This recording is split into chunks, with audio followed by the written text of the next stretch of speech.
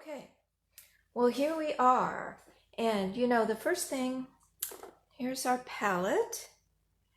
And hopefully a few of you are painting along with me because I love that. And I love to see your paintings when you're done too. So please feel free to share with me when the time comes. So we've got our colors and I'm going to talk about that in just a moment.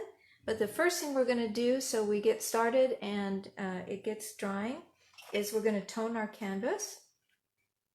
And as I mentioned before, I tone my canvas so that I just fill in the white of the canvas and get a layer on there that gets absorbed in so that it doesn't, it helps the subsequent layers not absorb so quickly. So what I'm going to do, what I'm using here today, this pile down here at the bottom is just a mixture of paint. So when I'm done with my painting session at the end of the day, and when I'm creating my new palette, my fresh palette, and I put down my new palette paper, I take all the dirty paint from the piles and I mix those together and just come up with whatever's left over. And that's what this is from our painting last week. There was a lot of blues and greens in that painting, so it just ended up with this kind of green color. But you can use any color that you want for this underpainting because we're just toning the canvas and it's all going to be covered up later, but it just gives us a nice solid base to work from. You notice I added white to that. And it'll have a chance to dry. And then we'll talk a little bit more about today's painting and the paints I'm using and the brushes I'm using. But first off, we are just going to cover this canvas in a thin layer of paint. It's important that it stay fairly thin because one, we want it to dry, and two, we don't want it to give a lot of extra texture to our canvas. At this point, we'll add texture later, but right now we want to keep it nice and flat.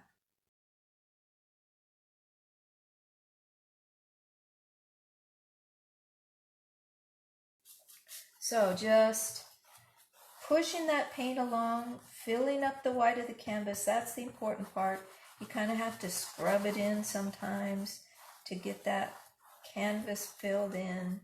And this is a light green color. If you want to mix something like that, you could just use your blue and your green, your blue and your yellow, whichever ones make you happy, and add some white to it. So we don't want it to go too dark. Acrylics have a way of drying too dark anyway, so we don't want it to do that. So, okay, so we've got that done. So this is the little painting we're going to be doing today.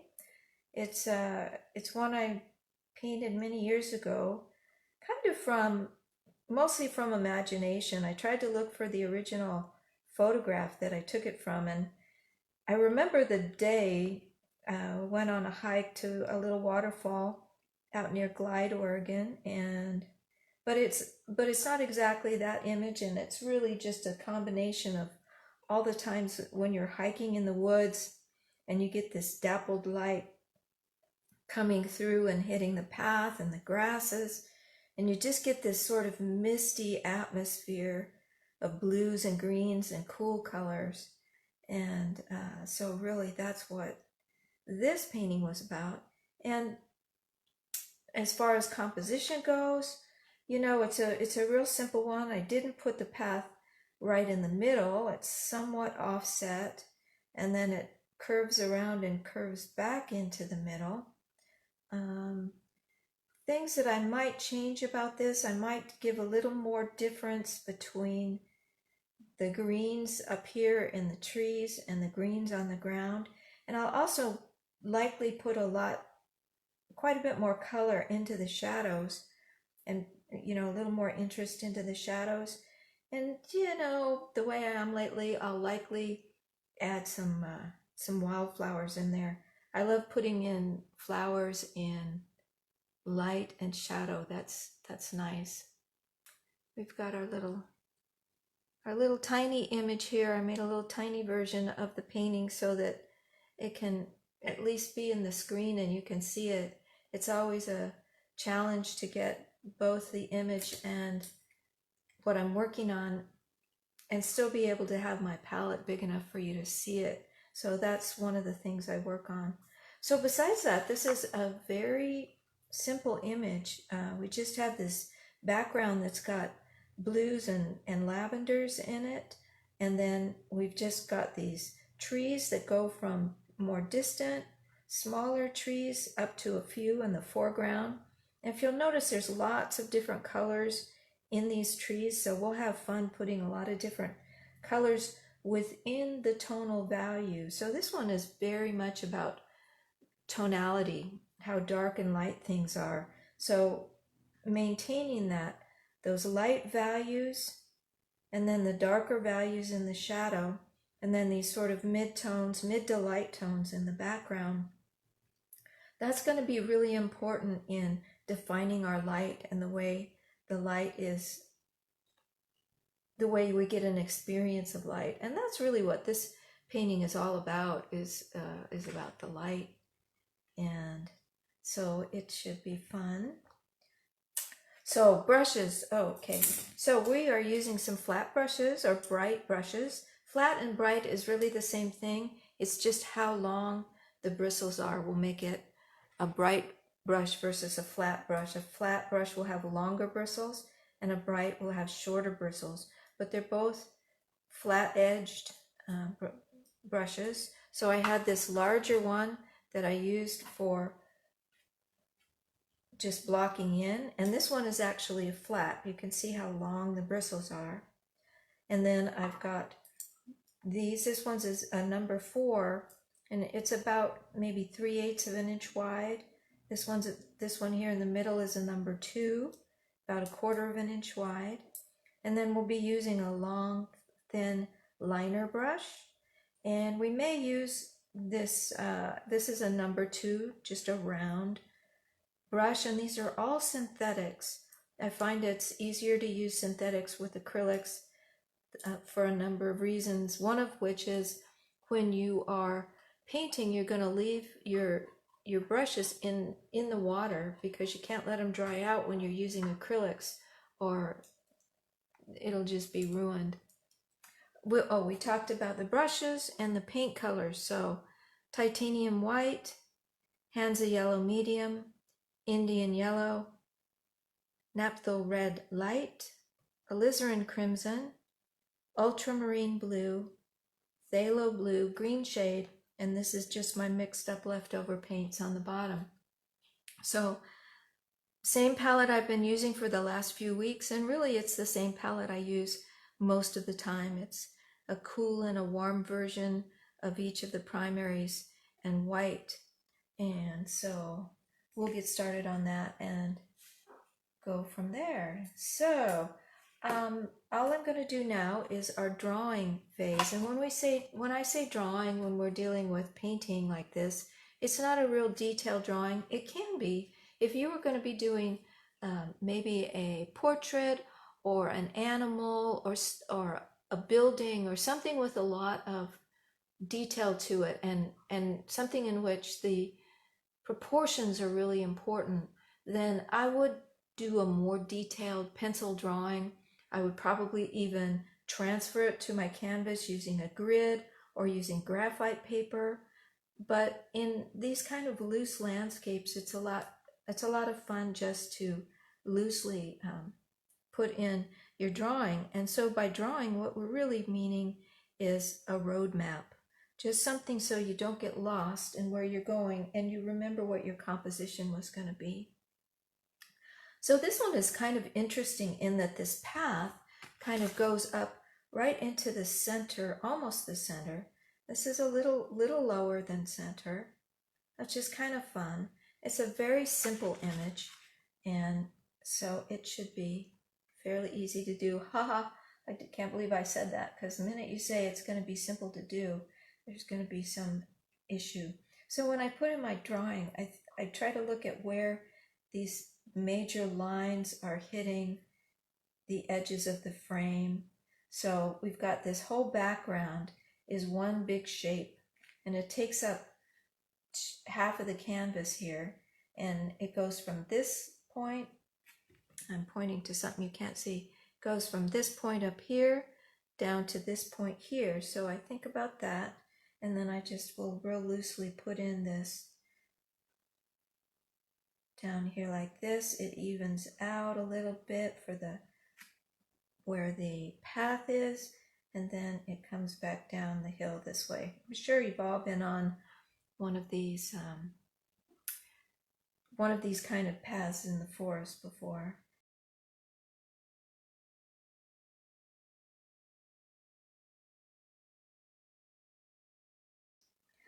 I'm going to bring this over here to, move this over just a little bit. Bring this over to just past half, and it's going to have a flat there, and then it's going to come down here. We've got this one tree here that's really impinging. Its roots are coming up into the path, which is kind of fun. So we have that going on. So the path is going along there. We've got, since these trees are pretty important, I think I'll go ahead and put in our major trees. I've got one over here. You know, when you're going down the forest like this, you often just feels like all you're looking at is the bottom of trees. But this original canvas was a 12 by 16, I think. And I'm putting it on an 8 by 10, so our proportions are going to be a little bit different. What I want to be careful of is that this tree is not the same distance from the edge of the canvas as this tree is. You notice there's a good amount more over here. So because of that, I think I will have to move this tree back a little bit. And then, see, I have that much space there, and I want to make sure I have at least this much space before I start into these trees over here. There's a thin one, and then there's a thicker one, so I'm going to be moving my path over a little bit too. So those are all the things you want to be careful of, and that's why, you know, doing your drawing is good before you get started, because you can solve all these little problems beforehand before you get too far into your painting. And by doing that, that means my path is going to have to come back over into here. It's a roadmap. Keep you from getting lost. I'm thinking about this path. So another thing I do is if I start making too many corrections on my drawing and I don't know where I am anymore, I can just come in with a different color like that, and then I know where I am. Okay. That gave you guys plenty of time to add. So I can see that with this different configuration of canvas, I'm going to have a little bit of a different number of trees I'm going to be putting in. I'm kind of squished in this way a little bit, but that's okay. And the other important parts to think about are these lights. So I know I'm going to have a light on the canvas back here, and this is as low as I want to go with the lights, with this dappled light, and then they're going to follow up the hill like this. And those might change and they might be a little different, but it just gives me something to think about and knowing where I'm going with that. And that's really all you need in this painting. It's pretty straightforward. Not too much. We just have our big background area. We have where the path is going to be. And another thing to remember with the path is you want it narrower in the back, and then you want it to widen out as you come into the foreground. So we get a little bit of perspective going on there. It's not like it's a long distance, so we won't get a whole lot of perspective, but we will get some going on. So there's our super simple roadmap, our drawing, and we're going to move straight into the block-in stage. The block-in is, as you know, the block-in is just where we think about value and we put in the big flat shapes that we're working with. So no detail whatsoever, just the big flat shapes. So to start with, let's go ahead and do this big light area in the background. And I'm just using ultramarine blue, and I will probably use quite a bit of white, and I'm mixing up quite a bit of this color because there's a big space to cover back there. So we're going to need quite a bit of paint. So that's looking like a pretty good value to me. Remember, we're getting to our approximate color, but most importantly, we want value. And we want this to be fairly light. So I'm going to go ahead and, one of these was my, just block that in. So it's just a big flat shape of color in the right value. And I'm just using, this is pure ultramarine blue and white for now, for the block-in stage. And again, this working in layers the way I do on the canvas helps to, each layer that you build up, it's going to absorb less and less into the canvas. Your first layer really absorbs in, and you use a lot of paint. And then as you go, less and less of it absorbs in. We still don't want this to be really thick, so you notice I'm brushing over it to thin out the paint and make sure I just get one nice even layer on there. I don't want it to be too thick at this point, one, because I want it to dry, and two, because I don't want to build up texture in areas that maybe I don't want yet, so I don't want that. So I'm kind of thinking about where these two bigger trees are going to be, and of course there's going to be all kinds of trees in there, but that just gives us the main ones to start with, so we know where we're going with that.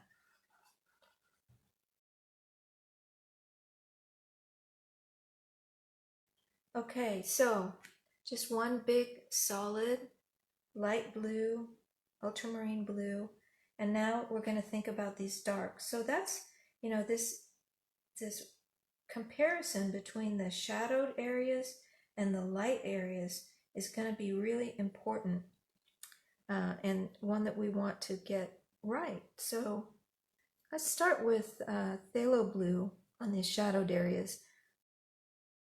You really want in the shadows to maintain your color. Something there's a tendency to do is to get your shadows colors really dull and uninteresting. And you don't want to do that. You want to keep your shadows lively and colorful.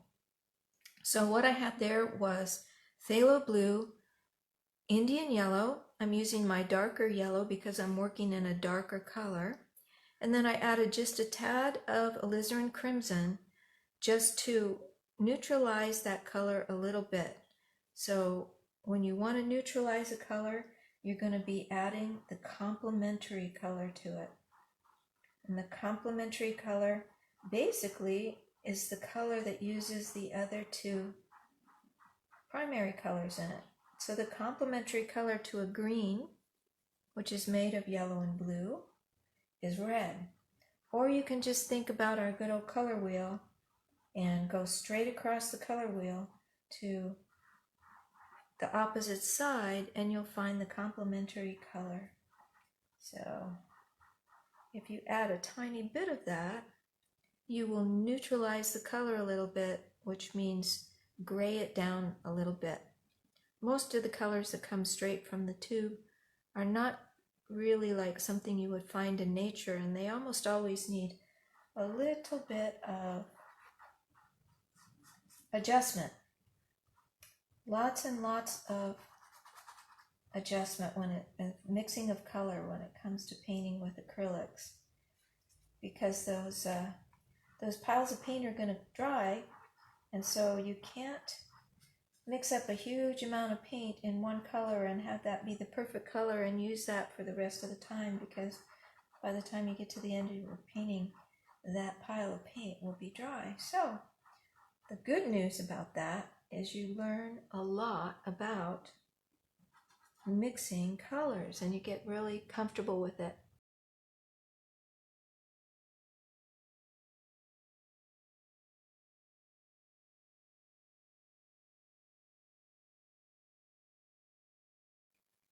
All right, so blocked in this dark shadow color. I'm squinting my eyes and I'm looking at the comparison between how dark this is and how light that is. And I want to make sure I get that vividness, that contrast going on, because that's going to help me really give you the impression of light. So let's now see if we can find a value that's going to work for these sunlit areas in the greens. So I'm going to start with yellow with that because I know that this is going to be a very light yellow green that we've got going on in here.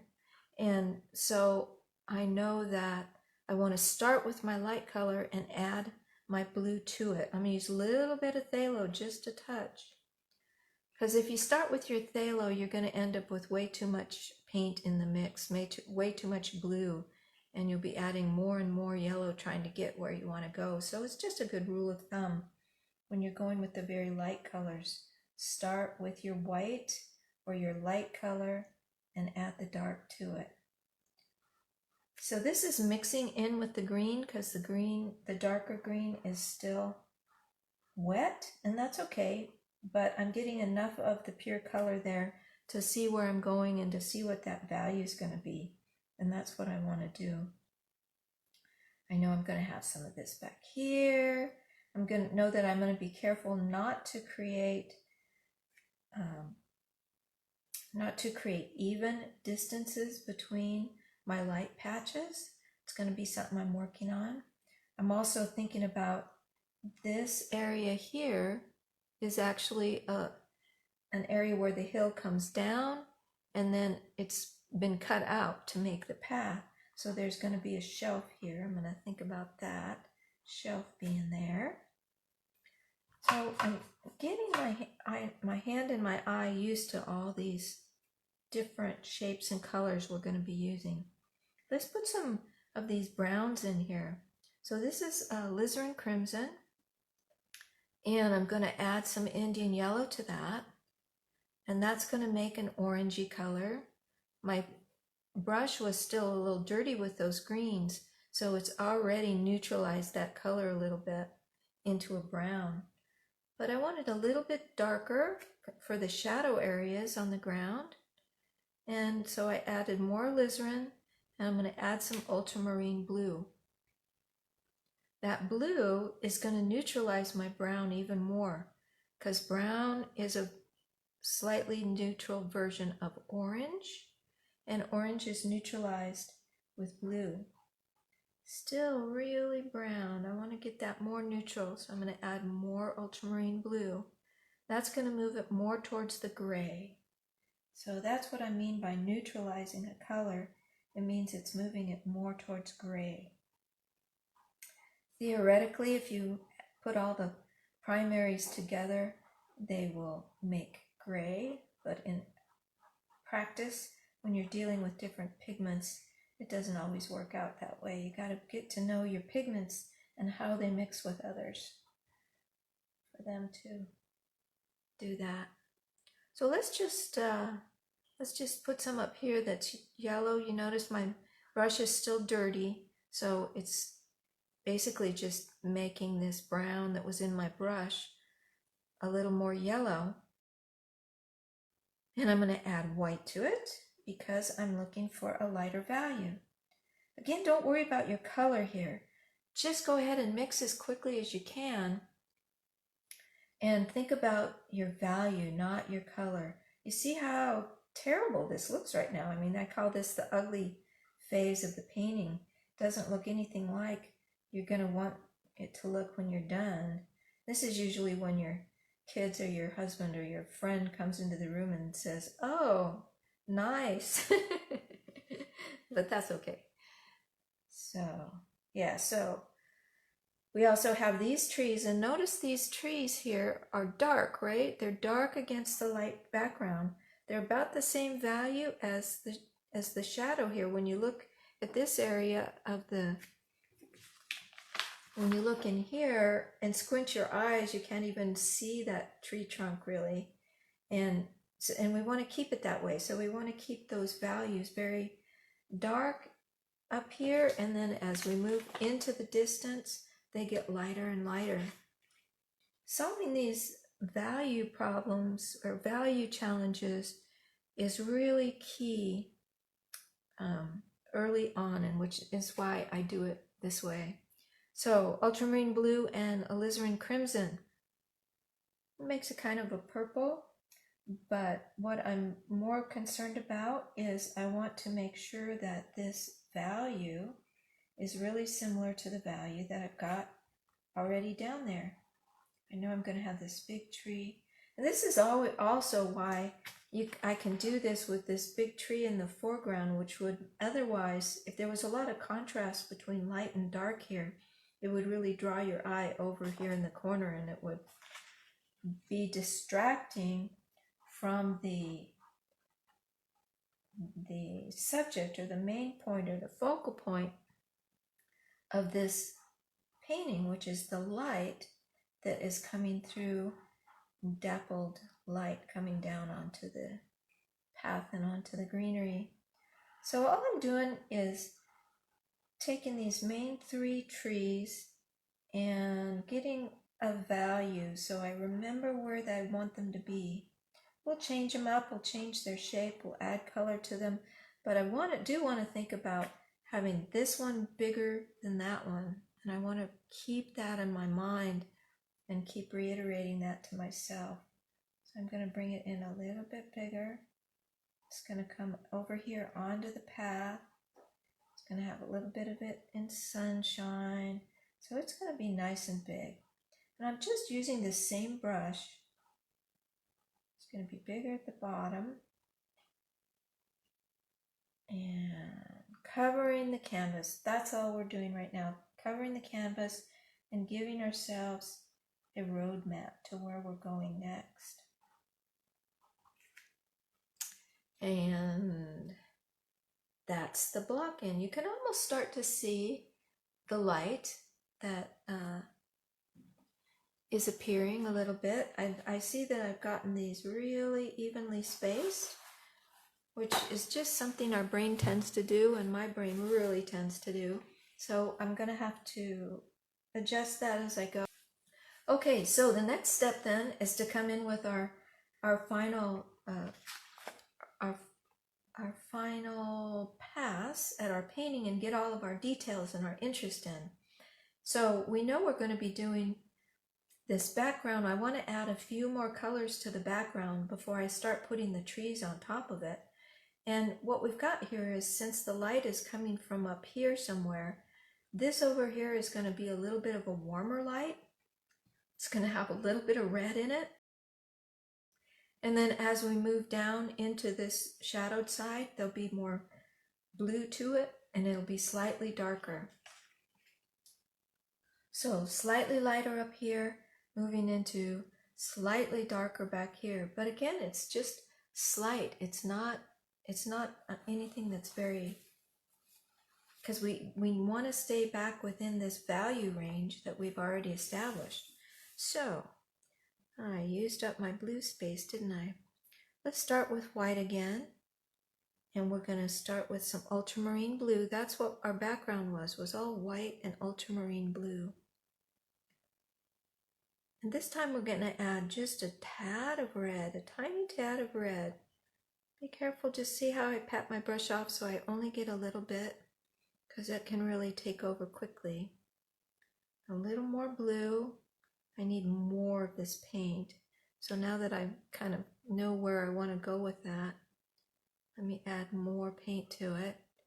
Ultramarine blue, white, and just a tad of red to get us more into a warm value up here. And we want it lighter, so be sure and add enough white. So the thing with acrylics is they dry darker, and it's always surprising. So if it seems too light, it is just about right. when it comes to acrylics. Let's see what we've got. Okay, that is pretty gray. Got a shadow there. That is pretty gray. And I want it to be much bluer than that. So I'm going to add, you notice how you have to put it up on the canvas against what's there. Don't just trust your palette, because it's going to look different around the other colors. And this is the value range I want to stick into that I've already established. And this got quite a bit lighter, even considering drying darker. So I don't want that. So let's see if we can get some more color in here. This is where you can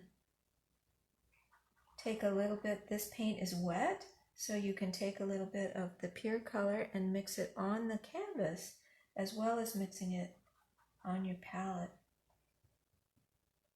I added some more ultramarine blue.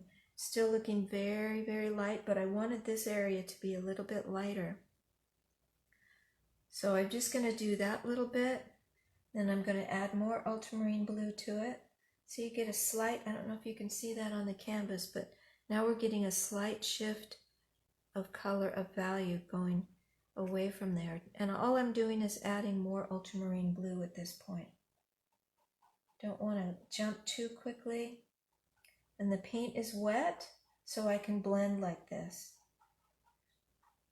Go over your edges of your other things. You don't want to end up with a harsh edge there. I rinsed out my brush after I did that because I went into the green paint, which was still a little bit wet, and I picked up some of that green on my canvas, on my brush, which I didn't want. All right, I really want to see more of a pink up there in this upper area. So I'm going to take some straight Napthol red.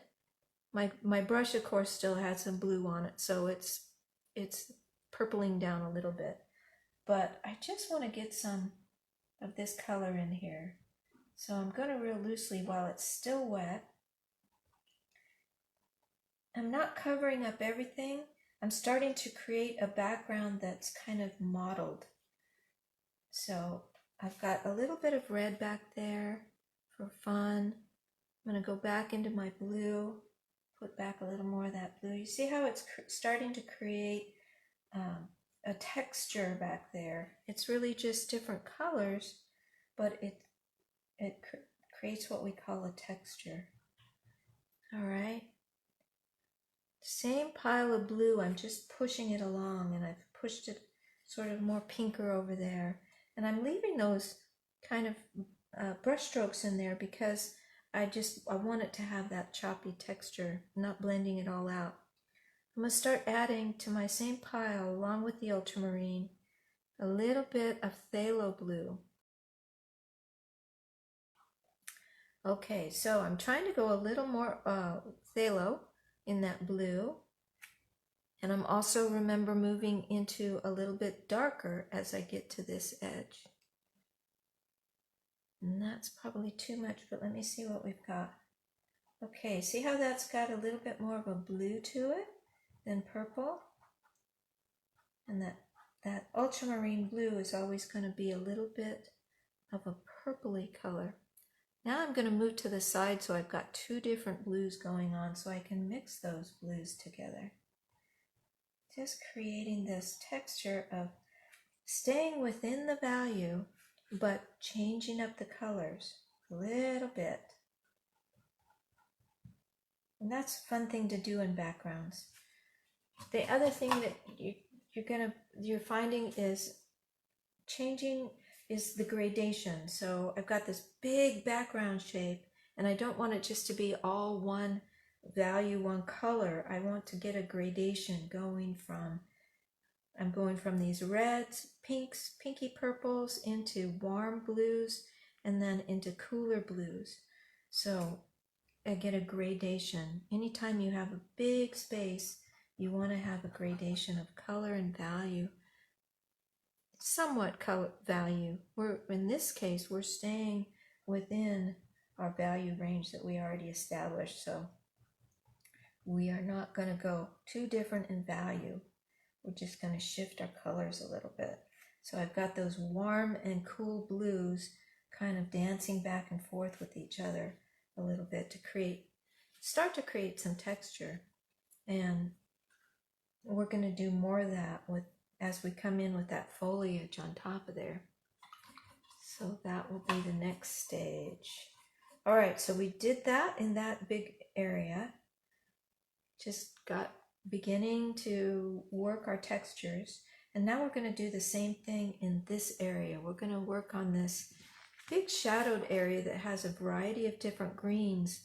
And I will probably push those colors even further than I did in this painting. I was staying pretty limited in my color range in that shadow area, and I will probably push that a little bit. So let's start with some phthalo and some Indian yellow. It's got a tiny bit of red in there too, just because my Indian yellow happened to be dirty with a little bit of red.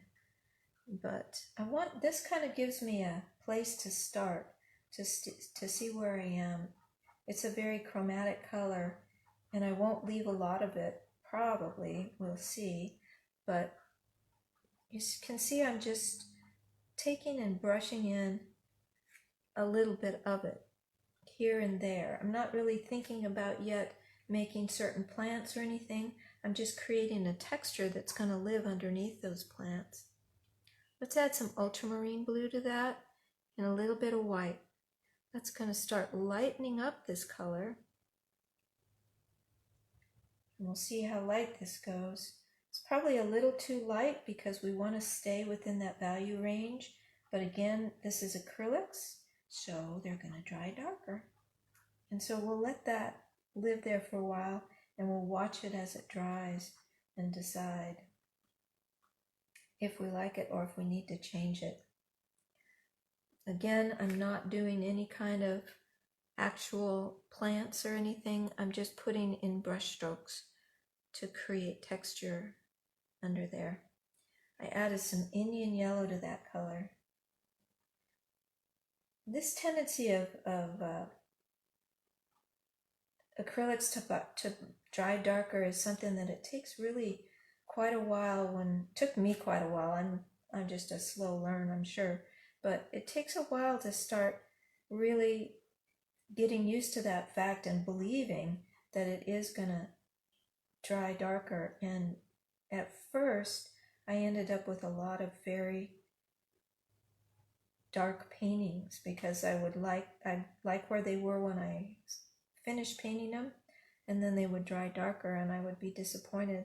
So I've kind of learned over time to really push those colors lighter than I think they should be.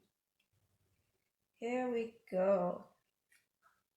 So we've got some of that going on, and that gives us some texture. Let's put some straight blues in there for fun. I can go into here. Of course, it's not straight blue because you notice I didn't rinse my brush in between.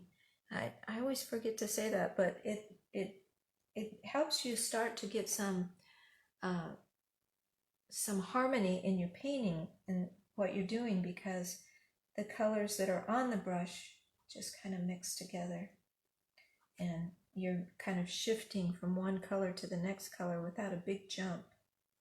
So this is kind of a bluish gray, which is fun. Just adding texture. You notice I'm going over the edges of these light spots. I just want to remember they're there.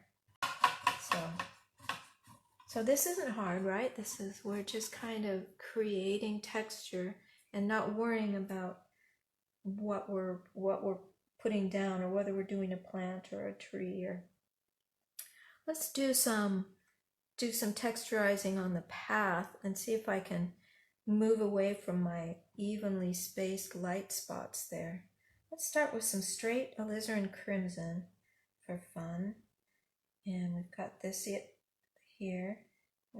This is going to be a real thin one back there. And this one's going to be real thin. And we've got another one coming in here, and this one's kind of rounded. So I'm just thinking about reshaping that, and I'm going to start thinking about making this, what would you call that, the little cutout that goes straight down. So the hill's coming this way, and then this goes straight down. So it's going to be completely in shadow in there. It's not seeing any of the light very much, and so it's going to stay dark. And that's kind of a fun thing. All right, let's start also adding texture to our trees. So I'm going to put some of this red in here. These trees are going to be fun because we're going to put just about every color into the trees to give them interest and make them fun. Okay, that's some of the red, and then let's add some Indian yellow to that and bring this back up a little orange. One thing I often do is I start with brighter colors, less gray colors, less neutral colors, and then as time goes by, I can then decide how neutral I want to go with the colors. And that's completely up to you. You know, I tend to do very colorful paintings, but if you want a painting that is more natural or more close to nature, then you can just continue to neutralize your colors. Right, so just starting to get some texture. I'm not as worried now about leaving little bumps. In fact, I'm wanting to leave kind of little bumps and things going on now because that's starting to put texture in again. All right, let's switch over to our slightly smaller flat brush or bright brush and start thinking about these background trees here. And so they're going to get lighter, they're going to get bluer as they go back into the background. And so I'm going to start with my ultramarine blue, and I guess I can do a new pile. Add alizarin crimson to it, and that's going to start us off with sort of a neutrally purpley color. Add a little white to it, because we're going to start out in this background, and the background ones are lighter. You could go dark to light, but in this case I want to work back to front. So I'm going to have these background ones a little bit lighter. So they're very small back there, and when I'm making these really small shapes, I like to use the long thin liner brush. And if you don't have a liner brush, you can use a small round, whatever kind of round that you might have, that will work too. But if you are using a liner brush, you're going to want to add more water to your paint. So I'm just dipping my brush in water and I'm adding it to the paint. And that gets the paint a little bit more runny, and it will flow off the brush easier to make those little lines without too much skipping going on. So I'm going to just be real loose, and I'm going to I pull my brush up as I go, as I'm making those. And I also do little stops and starts, because I don't want a really rigid straight line to my trunks. I want to try to get as much variety and that I can, some thinner and some thicker. So I find if I kind of pull and then stop and then start at a slightly different angle, I get it makes it look a little more natural. Going to come off of that and give us some branches, which, you know, a lot of times where I've changed direction makes for a nice spot to have a branch coming off. I'm thinking about really thin ones, so I'm trying to be really loose. Actually, what I'm trying to do is not think about what I'm doing. If you put lay the brush flat down on the canvas, you can get some thicker trees going on. And if you just use the tip of it, you can get little tiny thin ones going on. Try not to think about it. And if you do something like that where you think, oh my gosh, I hate that, I don't want that there, don't worry about it. We can come back later and readjust wherever we see something that we don't like. So don't don't fret over it. But we're just going to do a few of those, and then I'm going to add a little more, let's add a little more red to it. In other words, I'm just going to change up the color. You want to get a variety of colors back there. And they're also, again, going from warmer purples up here to bluer purples down there. So I'm going to add some more red to it. And let's put some of these in. They're lighter too. I've added more white. You can go over the ones you've got. You can make thicker ones, thinner ones. Just try to be loose and try to have fun with it. Okay, I'm going to do a few like that, and then I'm going to come in and add some more ultramarine blue and some more white, because I'm trying to stay, I'm trying to stay in this lighter value ranges in the background. I'm adding white water to that because of the brush I'm using, but if you're using, well, even if you're using a round brush, you might want to add a little more water to your paint. It just lets it flow off a little easier. I'm trying to get something that's very much more blue, so notice how I go to the edge of my pile, and if I go to the edge of the pile, I can get a variety of different colors going on to work from, and then I can pull from those. So if we go too blue, we'll be just like the background, but that's all right too. See, this is just kind of a little bit lighter than the background, so it can be the ones that are way back there.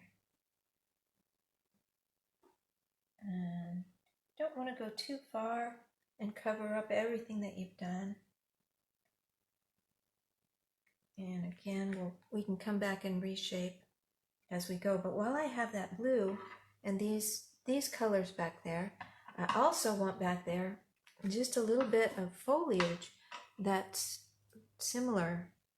I'm going to use my smaller brush to get a smaller shape, and I'm going to rinse it and wipe it so that I don't have a lot of extraneous colors on there that I didn't really want. So I'm going to kind of mix some of these colors together. Maybe add a little bit more white to them. That's what I want to do, is just get some feeling back there that there's some foliage. So I'm very lightly touching the canvas, and I'm barely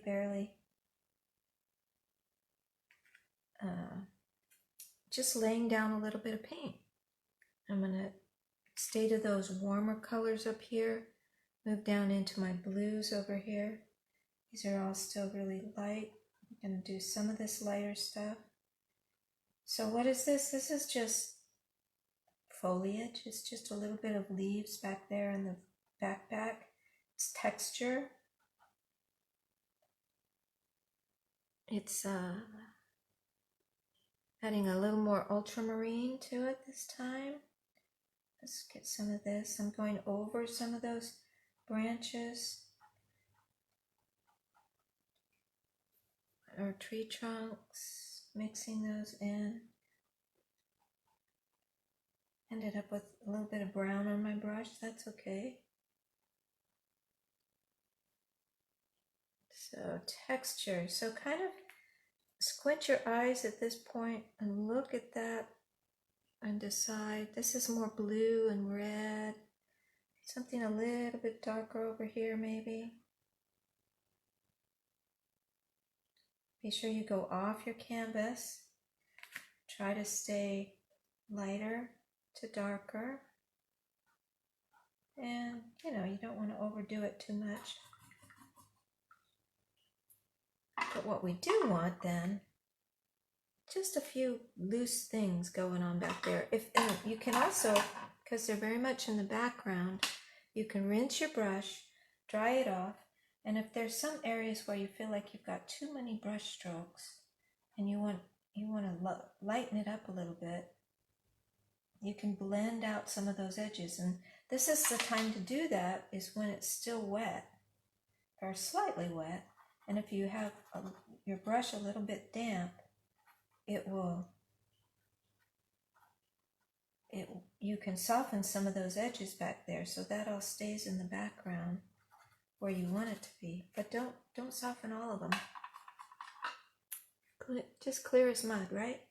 Okay, so I want to get some slightly darker ones going on. Just kind of stay in these piles because it's sort of the color range I want.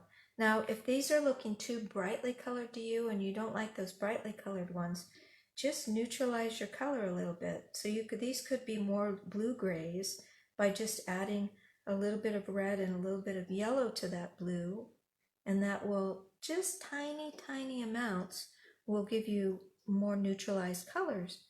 And that might be something that pleases your eye more. And that's what's so important, is to go with what you like, and what, when you look at it, you go, oh, I like that, that's nice. And it might not be what I like, so that's okay. I'm going to look at these now and think about where I want some slightly bigger tree trunks. This is still just ultramarine blue and alizarin that I'm using here.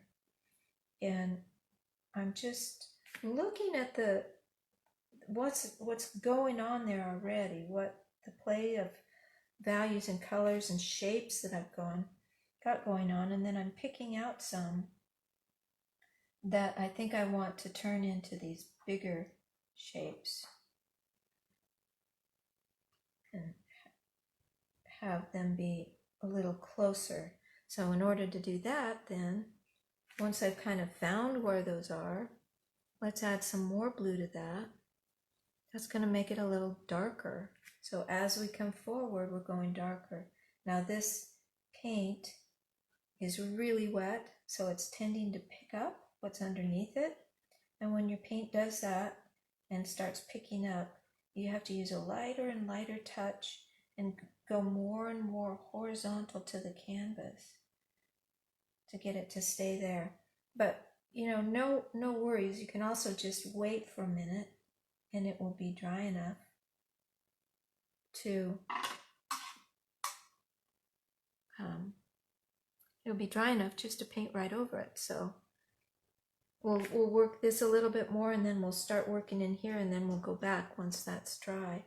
But I did want to get in adding more red this time. A few more of these slightly closer ones. So I'm going to bring in some branches that are a little bit closer. Maybe you have a forest that you tend to walk in, and in your mind you know what, maybe it has different kinds of trees, and they're shaped differently, and their branches maybe go more horizontally across. I'll have a few of those for fun, a little bit. This one's got one tree that's very crooked in here just to make it fun, which we'll probably do. It starts in somewhere about here. One that's had to grow up onto the edge of the hill there, and it got a little more crooked than the others. Still using this liner brush. And you notice how these ones that are closer then are just a little bit darker. And you can do this for as long as you want. Make as many trees or as few trees. As few branches. We're not worrying about these ones in the foreground yet. We'll get to those. We're just thinking about texture.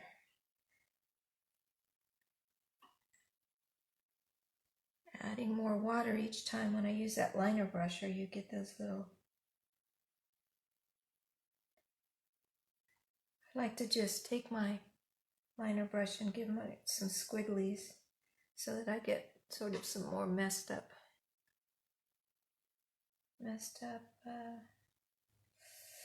messy looking stuff. Ooh, let's use a little bit of these purples down in here. Just squigglies, just to give messiness, The forest is very messy.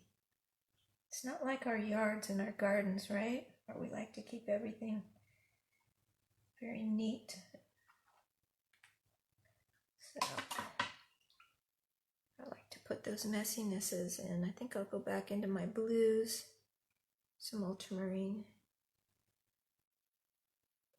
into my blues a little bit. Use this liner brush to add some messiness too. See, now I'm holding the liner brush more flat, more horizontal to the canvas, and I'm wiggling it. I get some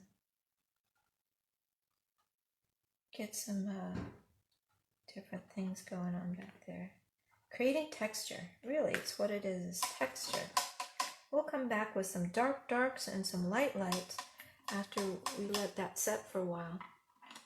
But we just starting to get the texture within that value range and going lighter in the background and darker.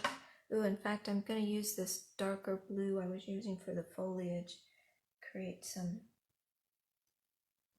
trunks that are this color way back there. Very thin ones, texture.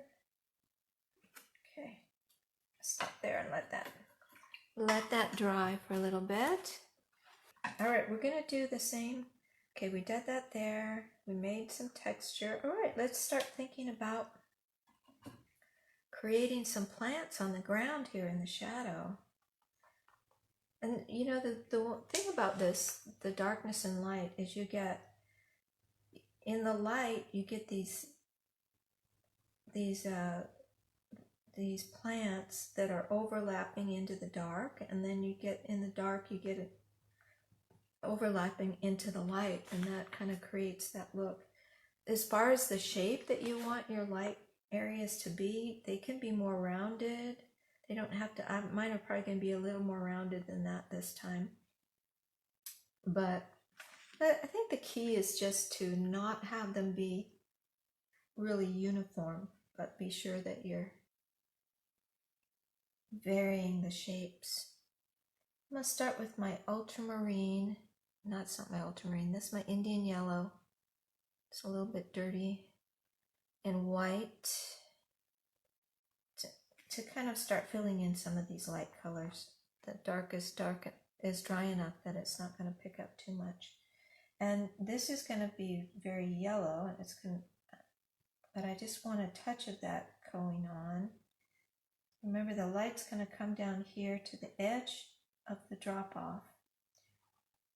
And I want to keep this stuff real loose, so again, I'm going to shift the way I'm holding my brush, and because that gives me more looseness to my brush strokes.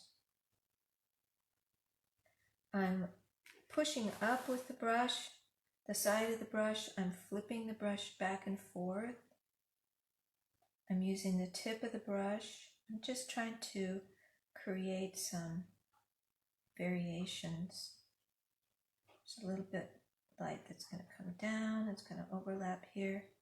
You see, even though we already did those things in dark, we can come back in light with light colors in here, which is nice. There's going to be some light up here. There's going to be some light in here. This is sort of underpainting the light in a way. This very light yellow is kind of the color of the light. And then we're going to change it and vary it. You want to get your light spots to here to line up with your light spots on the ground, or else you know, if your light comes here and then stops and then it's shadow, that doesn't make a lot of sense. So you want to line up your light spots on the forest floor to your light spots here. Here we're going to have a stop because there's a big jump down, and the light's going to come up here and it's going to hit the side of this tree a little bit like that. I'm going to get some light going on and start to see the light if you squint. And while that's still wet, I will go ahead and go in with something a little bit greener. Let's start with phthalo blue and a bunch of yellow and some white. And then even more yellow, because I did what I told you not to do, which is start with my dark phthalo instead of starting with my light colors. All right, let's get a touch of this. This is the darks on the bottom. A little more blue to it. That was ultramarine. Just at the bottom of it, you know, these layers of the whatever they are, ferns and weeds and whatnot, there's going to be some darker colors, and then it's going to move into lighter colors. And if I move over to the edge of my pile here, I can just use some of that and still maintain some of the darker colors that I had, so I can go back and forth.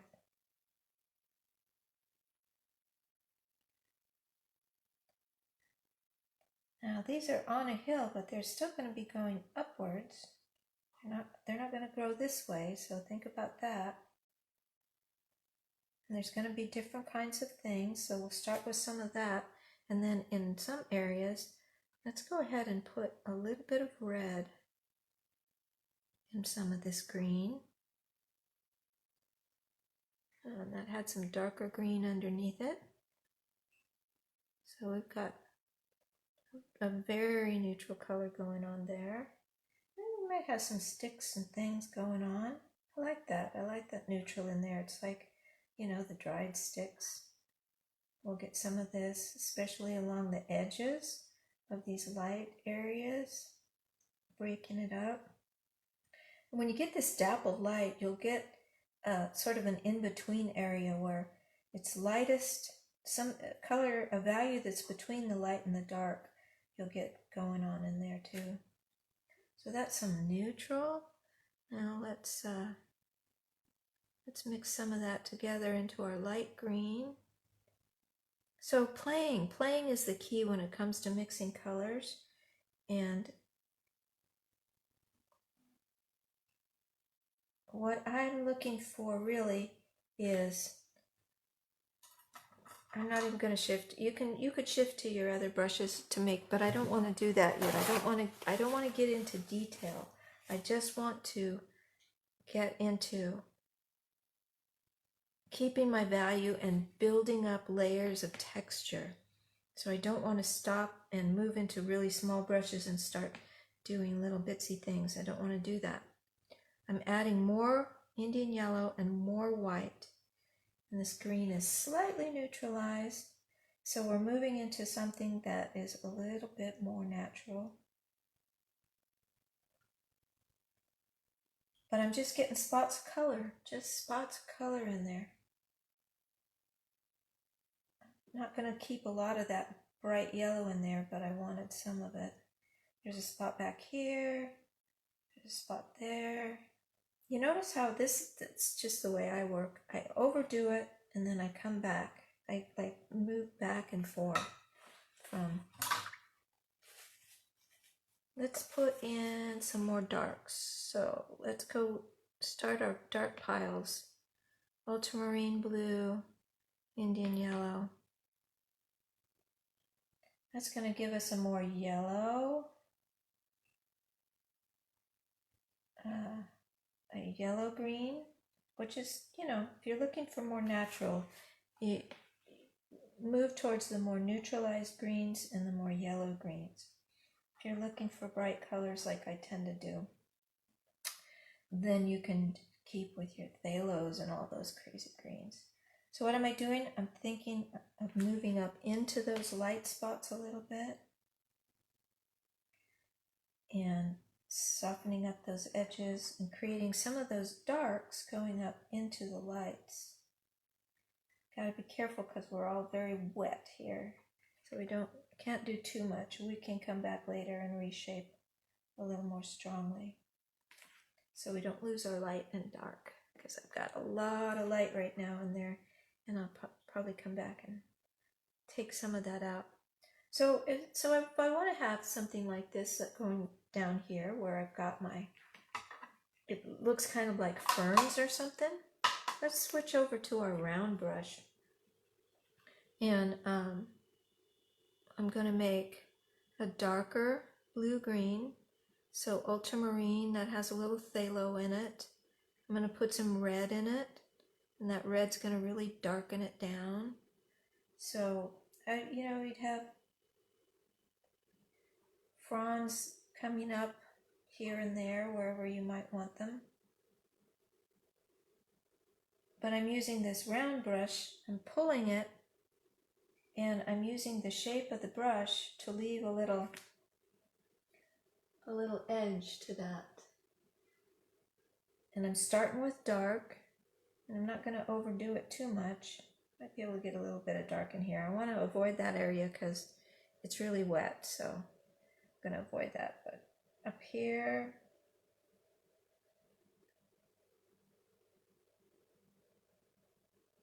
got some,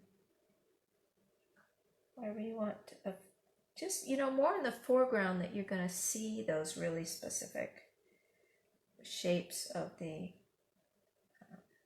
foliage. Maybe there's some that are hanging down here. And then you go lighter. So this kind of, add some more Indian yellow to it and some white. So remember, whenever you add white, you want to add some yellow to your green, or it will get different. Suzai says, a different topic, but I have another question. What's your opinion on heavy body acrylics? These are heavy body acrylics, Suhai. These are golden heavy body acrylics. So they are just the regular ones, which are heavy body. So I went with something a little bit lighter, adding some touches of lighter green. And I don't like to get really specific about shapes. I don't want it to, I don't want to start painting in really specific shapes, but you can just put a few more in the foreground, or more around the area where you want to see where you want to draw the eye, and then you can use those more specific shapes. That is straight phthalo, and white, which is going to make a very, very strong blue. And I'm going to bring a touch of my dirty green in there, tone it down a little bit, but I want some touches in here of bright blue. And again, this is a matter of taste, or, well, maybe you could say it's a matter of taste. It's a matter of preference. And if you like bright colors like I do, I always like to put some really vivid colors into the dark areas. Again, just spots of color. And then I'm going to come back, took some of my mixed lighter green there, adding that to my bright blue. Let's see, actually, and I'm going to add some ultramarine. I don't want to get too light in this area. Again, these spots are super light, but I'm going to leave them and see how far they darken down. The other thing with maintaining your values is when you get away from the light areas, right where your light is touching your dark, you want to make sure you have that real strong value shift. When you get away from that and into a big area of dark, you can start to lighten up your values a little bit and you won't lose your light. Tone that one down. So this is a really pretty color. It's a sort of a teal color, I guess you'd say. Because you know how when you're out there in the woods and you're hiking, I always feel like the atmosphere itself is kind of this blue-green color. So what am I doing? I'm just adding little bits of color, little color shapes here and there.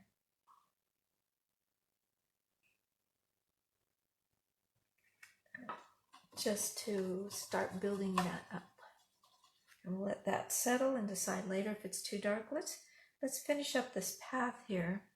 So going back into my dark browns, so that's going to be alizarin crimson and Indian yellow. And then to get it brown, you're going to add blue. So adding the complement to orange is going to neutralize it into a brown. Adding a little bit of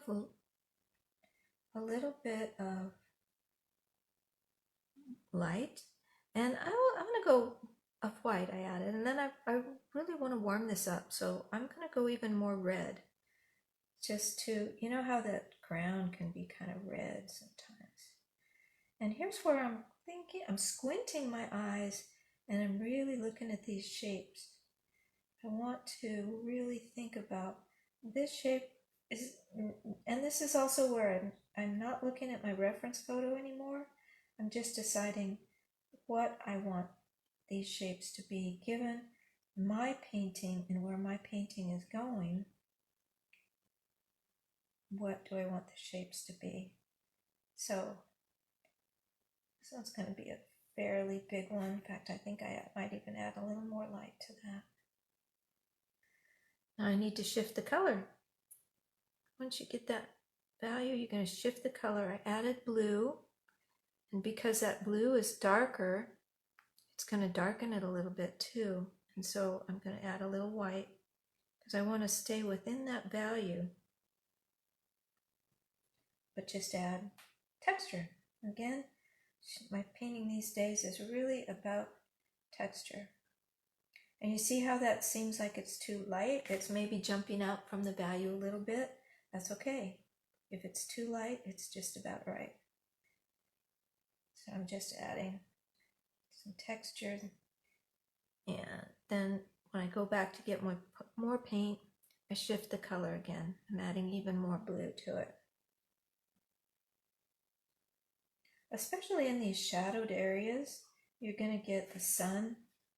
So the sunlight comes in and it starts bouncing around on everything, and then it starts affecting the colors. So I'm going to take some pure ultramarine blue and I'm going to lighten it up just a tad. It's pure ultramarine blue, but it's dirty because my brush was dirty. It's had that brown on there. So again, that's a good way just to kind of keep some harmony going in your painting. Be aware of when you need to clean your brush if you want a nice cool color, but if you don't need a nice cool color, a nice clean color, then it's good to add these little touches. A little more blue to that to get it a little darker in the front. Always thinking about darker in the foreground and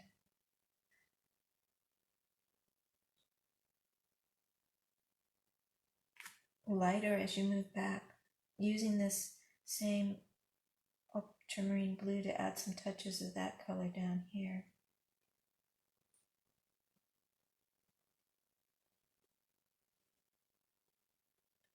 I'll lighten that up a little bit. Add some back here in this dark. It's further away, right? Do I want that much?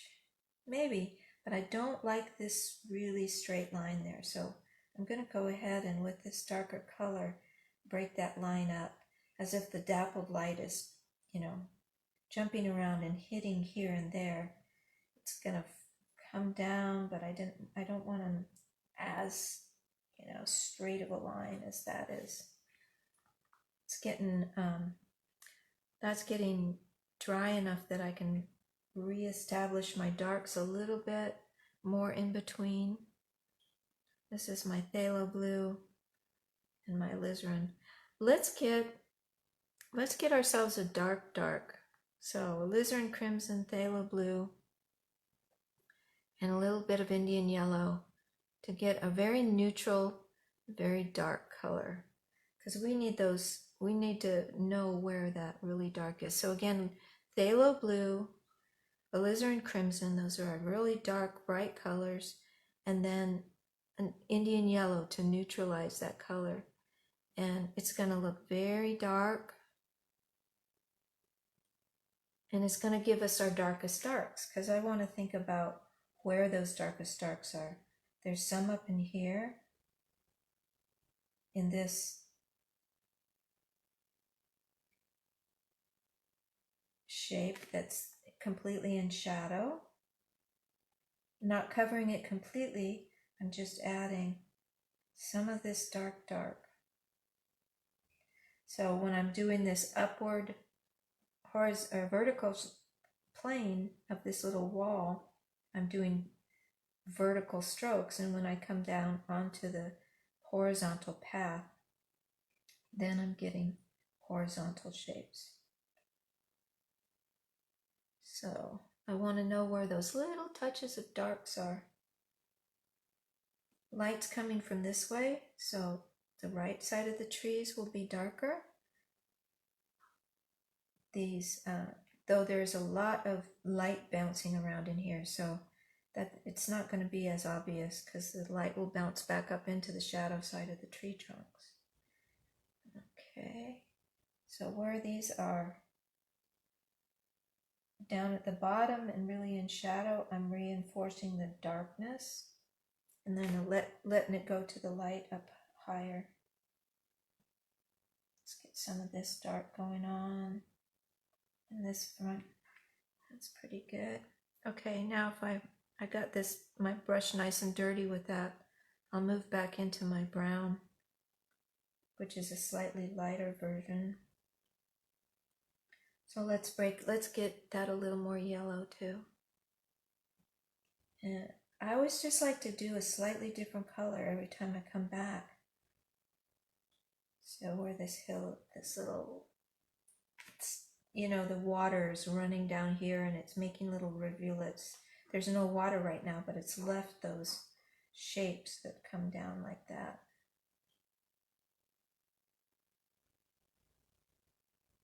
Different colors in there. Okay, some of these lighter colors. Let's start putting some of these up onto the, what am I doing? I'm just putting some lighter values up onto these tree trunks to start. And I don't want to just do it one big line, because I want to show the texture of the tree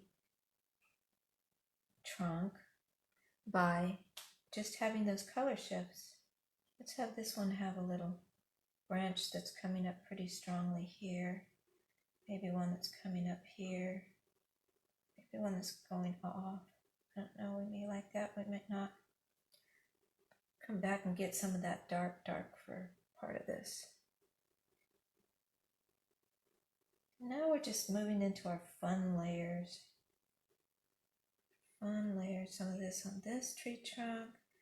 Down at the bottom of these that are closer, they're going to be a little bit darker. Let's bring more blue into that brown.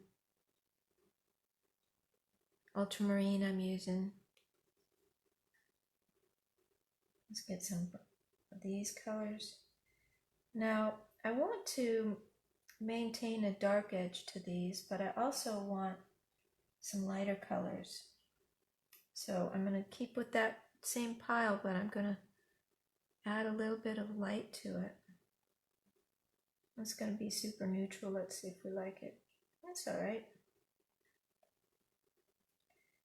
You know, we want this to feel rounded. We don't want these to feel really flat. So if I go towards the center of the tree and add slightly of the trunk and add slightly lighter colors and leaving the edges darker, then I can start getting a feeling of there being a roundedness to the tree. So this feels like it needs a branch, maybe like this. Now I'm going to go back into my blue colors. Here's some blue purpley colors over here. Brush was still dirty, so that creates all these different little Remember, not all the branches go off of the side. They come up to the middle, the center of the tree and go out from there. And your tree can have just as many branches in different shapes as you want it to have. Your mini trees, and you got lots of trees going on. So I'm just adding little bits of different color here and there on to the tree trunks, and I want to get some of those really pretty blues in there. Let's take some ultramarine and just add a little bit of blue. I was trying to go towards some prettier colors or some more vivid colors, so I did rinse my brush that time, at least a little bit, so that's something you'd notice. These feel way too light, don't they? But I'm going to put a little bit in there, here and there, from that light bouncing around, that sunlight bouncing around. And we'll take them out if we don't like them. Bouncing around in there. Maybe it bounces here, maybe some of it's down here. If you like a color, use it other places.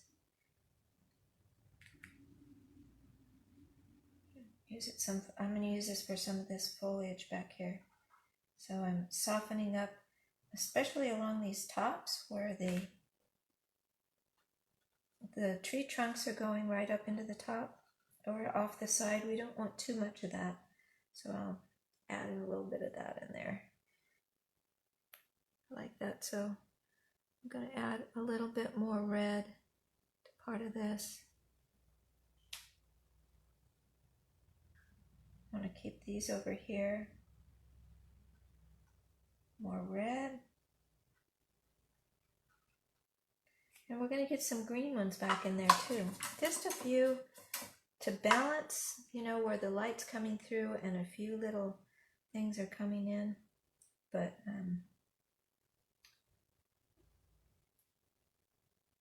so we're going to do that, and we're going to see if we can reestablish these darks. Yeah, we can. So let's go into our dark. Here's blue, Indian yellow. Let's see if we can squint our eyes. We want to make sure this dark area, adding, let's add some phthalo too and a little bit red, because I don't want it to be too obviously, I want it to be a little bit neutral. But in this area, flicking it up, I still got my round brush. I forgot about that. I want to reestablish that dark area a little bit.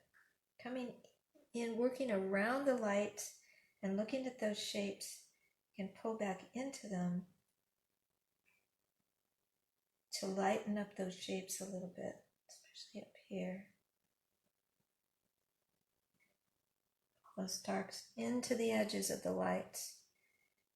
Lighten up those shapes. It doesn't have to all be lines, it can be little dots. If you've got too much of a bright color going on that you didn't like, you can lighten it up. Remember, when I get to these edges, I've got this foliage drooling down over the edge a little more. Again, my colors are pretty bright because that's the way I like them, but you don't have to do them that way. So this is staying really light. I can see I'm going to have to tone down that blue a little bit. See how that jumps out of my shadow area and kind of ruins the feeling? So this is ultramarine blue straight, and I'm just mixing that in a little bit to tone down that very, very light into something that's going to stay in the shadow. You want everything in your shadow to stay in your shadow value, or else it won't be in shadow anymore and it will confuse the eye. Touches of this straight blue here and there. Now, when I'm looking at this, I'm squinting my eyes a lot. Let's take some of our dark. I want to break up this blue a little more. There's just touches of it.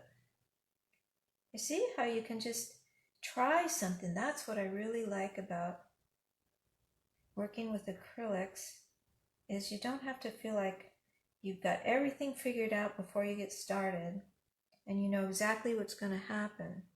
You can just experiment and see what goes on and see if you like it. And if you don't like it, and especially tree texture, oh my gosh, you could just go on for days with different, adding just little subtle color differences.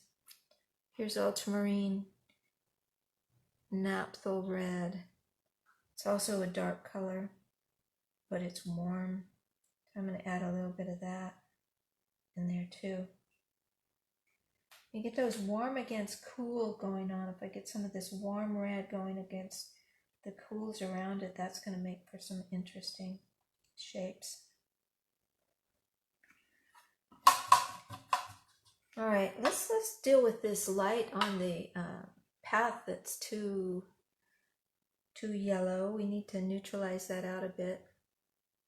So, remember, I like to do, this is Indian yellow and red with ultramarine blue.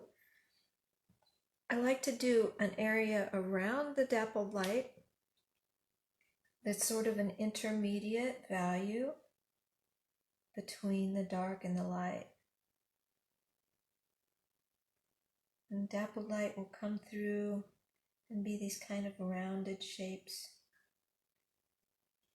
Different shapes, it's all really it's kind of like clouds. They can really be any shape that you want because they are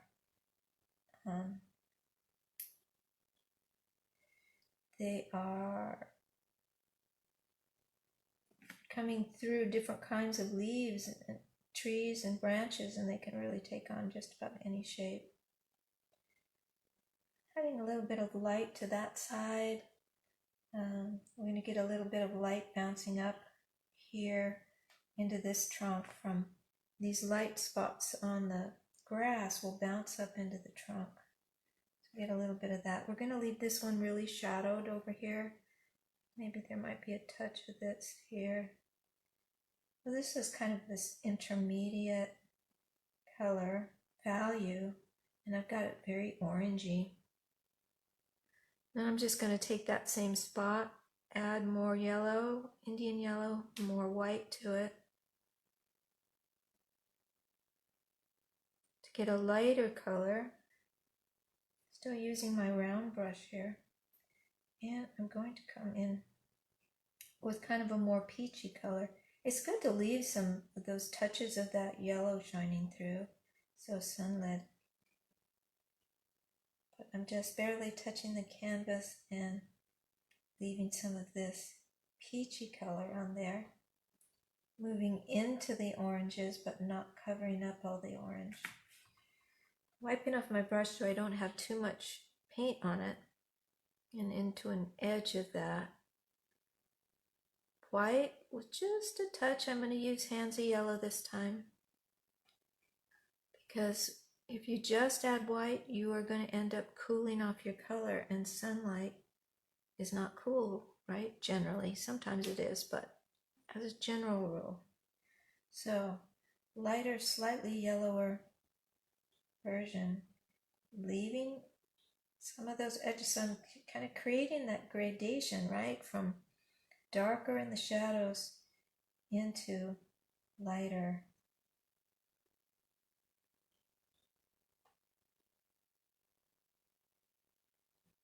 The odd edge, the odd dot, however you like to see your dappled light. And you can get it's going along on the edge of the tree here. The trick is not to cover up all the colors that you've done before, but just add a little bit more. And as you get lighter and lighter, you get smaller and smaller in your shapes. Having this line be really broken like this gives you the feeling that you're working with a a bumpy textured tree instead of something that's really consistent in its shape. I'm going to rinse my brush, dry it out a little bit, and I'm just going to, especially back here in the back, if I can get to them before they get too dry, I'm going to soften some of these edges a little bit. Just in the back. I'm going right along the edge with my brush, which has been cleaned out and is a little wet, just to give myself a little bit more softness to these transitions between the colors. And you have to do this as you go in acrylics because they will be dry if you don't. Well, I said I was only going in the back, but I went into the front too. I just want to just blend those edges together a little bit. And the paint is still wet enough that the water kind of reactivates it. And then when you pull out, it brings more of the lighter color over the dark. You just get a little bit more blending going on, which works for me anyway. Let's just do another layer on our, I wanted to blend this a little bit because this is really secondary over here. I don't want those to pop too much. Just want a little bit over there, but we'll keep these, especially that one tree, we're going to keep that fairly bright because that's sort of a focal area and we want to keep that bright. That here needs to get toned down because this is in the plane that's going this way, so it's darker. Okay, and I just want to reestablish these greens in here, and I did talk about the possibility of adding some wildflowers, which is still a possibility. This is Pthalo and Hansa yellow. I'm going to add a little bit of red this time, neutralize it a little bit, go away from our super bright colors. More yellow till I find the yellow green that I want. I'm going to lighten that up because I'm working in my shadow area. A little more yellow. See how adding that white cooled my color off again? And I don't want to cool it too much. This is sort of a mid-tone color. But what I want to really establish is something down here that's going to give me something different. So I think I'm going to go into a plant maybe that's got some dots to it, some leaves that are kind of dotty. Add a little more interest because we got those kind of spear-shaped plants going on. Back here, be sure to keep just really loose. You don't want anything just want the background to be loose, not detailed, because it's too far back to be detailed. So we've got a lot of that going on there. We've got, I think right here, maybe there's going to be one bit of this bush that gets hit by the light a little bit. So I'm kind of dabbing now. As before we were kind of making sword shapes. Now I'm making more dabbed shapes just to change things up. I like that. Rinsing my brush. I'm staying in the brighter colors now, so I'm doing more rinsing in between to keep my colors a little brighter, especially in this bright area. More white and more yellow. Always thinking about dark, medium, and light, you know, because so where I had some of this other green that I just put down, I'm not covering up all of it, but I'm adding a light side to it. That's getting too dotty up there. We'll figure that out in a minute. Trying to leave a dark bottom to these, so you know they're going back into the shadow, but just on the tips Now adding a little bit of light. It just gets lighter and lighter as you go. And you usually have to come back and do a couple, 3 layers of that to make it where you want it to be. See, I wanted to do that. I wanted to do that.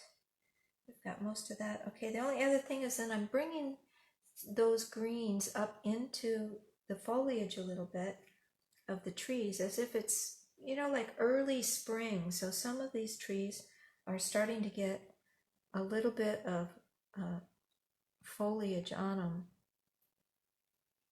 And it also balances it, because right now with all the greens just down here, it's just kind of unbalanced. So I'm adding more Indian yellow to that because I want this color up in the trees to be slightly different than the colors down below. I don't want to have them all the same because they're different things. These are ferns and different things growing, and up here we've got some little fresh trees. This is very horizontal, holding my brush very horizontal to the canvas and just lightly touching the canvas. I'm thinking more about letting the canvas pull the paint off that it wants versus painting, you know, putting a shape onto the canvas. I'm also squinting my eyes and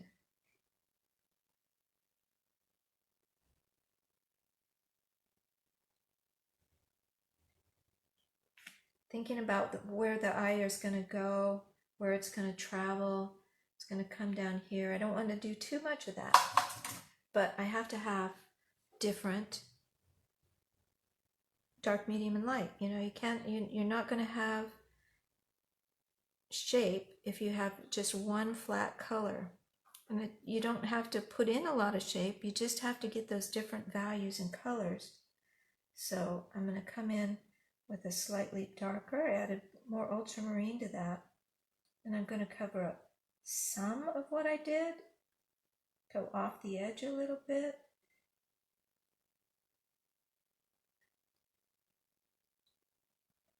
It's really good to hold your canvas back and look at it from a distance when you're doing stuff like this. So that's slightly darker, and then I'm going to go lighter. So I'm going to go back into my light green and add more white to it. I think I'll pull some out here so I can get quite a bit lighter. And again, that's going to cool it off because I added the white. So I'm going to add a little bit of yellow to stay warm. And then I can just get my touches of something even lighter. I'm leaving these up front, I'm leaving these kind of edges to the shapes. Gives it a little bit of a feeling of it being like a leaf. Back in the background, I'm not going to do that so much. I'm going to put some of that in. I'm going to rinse my brush. And I'm going to, these background ones, I'm going to blend them out a little bit. I want this to be in the background, not in front of that. So I don't want edges back there. I want back there to be light and loose, but then leave some edges up in the front a little bit. It's fine. And that might be enough of that. Only other thing that's bugging me right now is some of these shapes right in here where I added the dark. It's just kind of a little bit messy in there. I want something a little bit more defined. Let's go some ultramarine blue and a little bit of Indian yellow. So that's a dark, but it's a very blue-green. So what I'm seeing, maybe you can or can't see that, is I'm seeing a lot of the texture of the canvas in there and just some kind of messy areas that I want here and there to be something peeking up that looks like a stem or a branch. And this is also made a very dark, was ultramarine blue and alizarin, just a little bit. So it's a nice dark green. So just where, this is where the part of the painting where you really squint your eyes and find anything that draws your attention that you don't like. And it's often just a very small change to a shape or a value that you need to make for it to settle back and be where you want it to be. I'm going to add a little bit of white to that to get a lighter value. That color, which is kind of fun. I don't want to lose that dark area, especially where the dark meets the light. You want to maintain that. Around the edges, I'm staying just really loose. I'm not putting in any detail at all because you don't want the eye to go there.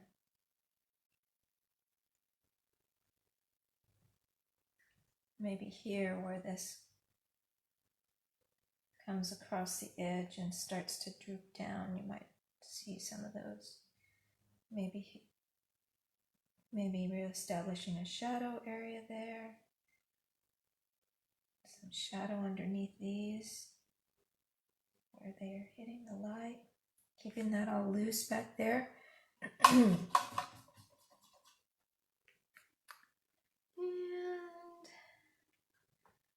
see, this is bothering me where it's going real strongly. These are both bothering me right here. So I can do a couple ways. I think over here, I'm just going to add a little bit more green. And over there, I think I'm going to, that's one way to do it. And the other way to do it is to diminish the shift in value there. So I know I want to keep that pretty light, but I could lighten up this top of this a little bit so the value isn't quite so different there. And in here, let's take some blue and some white. And then here I could bring in some kind of, oh, I think I'll try this. I'll just bring in some bluish foliage. So I just want to soften that because I don't want it to be quite so. Anywhere where you have high contrast, it's going to catch the eye and bring your attention. I don't even think I need to add flowers in this one, which is so strange for me. I always add flowers. But I do want to go one more lighter on, one more value step lighter on these greens.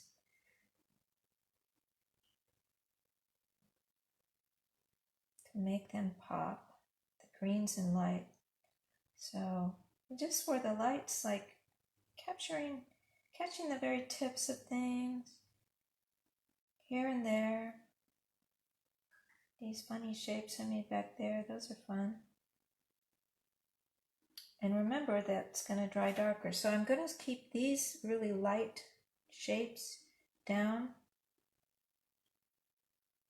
in the center, more center part of the painting, because I don't want a very dark, stark contrast like this over in the edges.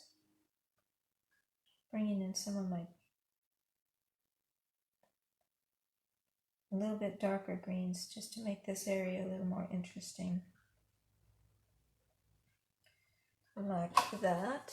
And I don't know, I'm getting very close to the end of this. I have some dark lines in there that are pretty sharp and they need something. So what I'm going to do is mix up some ultramarine and white, which is more of our background color, like our background blues that we used. And I'm pretty sure that's too light. Let's go a little bit darker with the blue. But just back in here, there's some lines that didn't quite do what I wanted them to do. So I'm going to reshape them a little bit.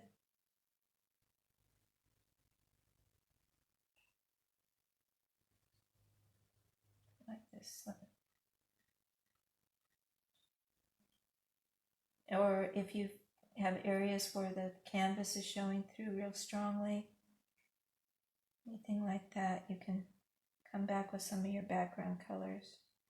I like lightening up this background in here a little bit by painting around shapes.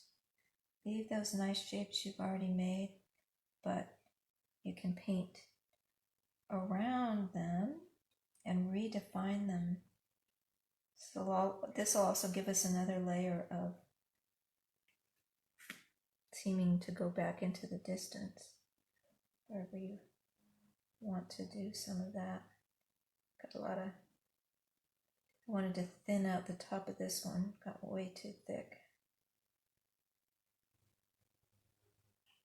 Changing those shapes up a little bit. This branch is a little thick. Let's change its shape, make it more interesting. So that, I love to do that with trees especially. You can change their shape by painting the background around them, making it more interesting. Some, a little bit of red. For these more purpley colors, bring back any place where it looks flat and like it just isn't interesting, or you don't like it, or it's pissing you off. In general, trying to stay warmer up here and cooler down there, and also lighter. So I'm going to come in with a background color that's more of this pinky red. Some of these colors up in here. You don't want to cover over what you've already done. You just want to augment it here and there.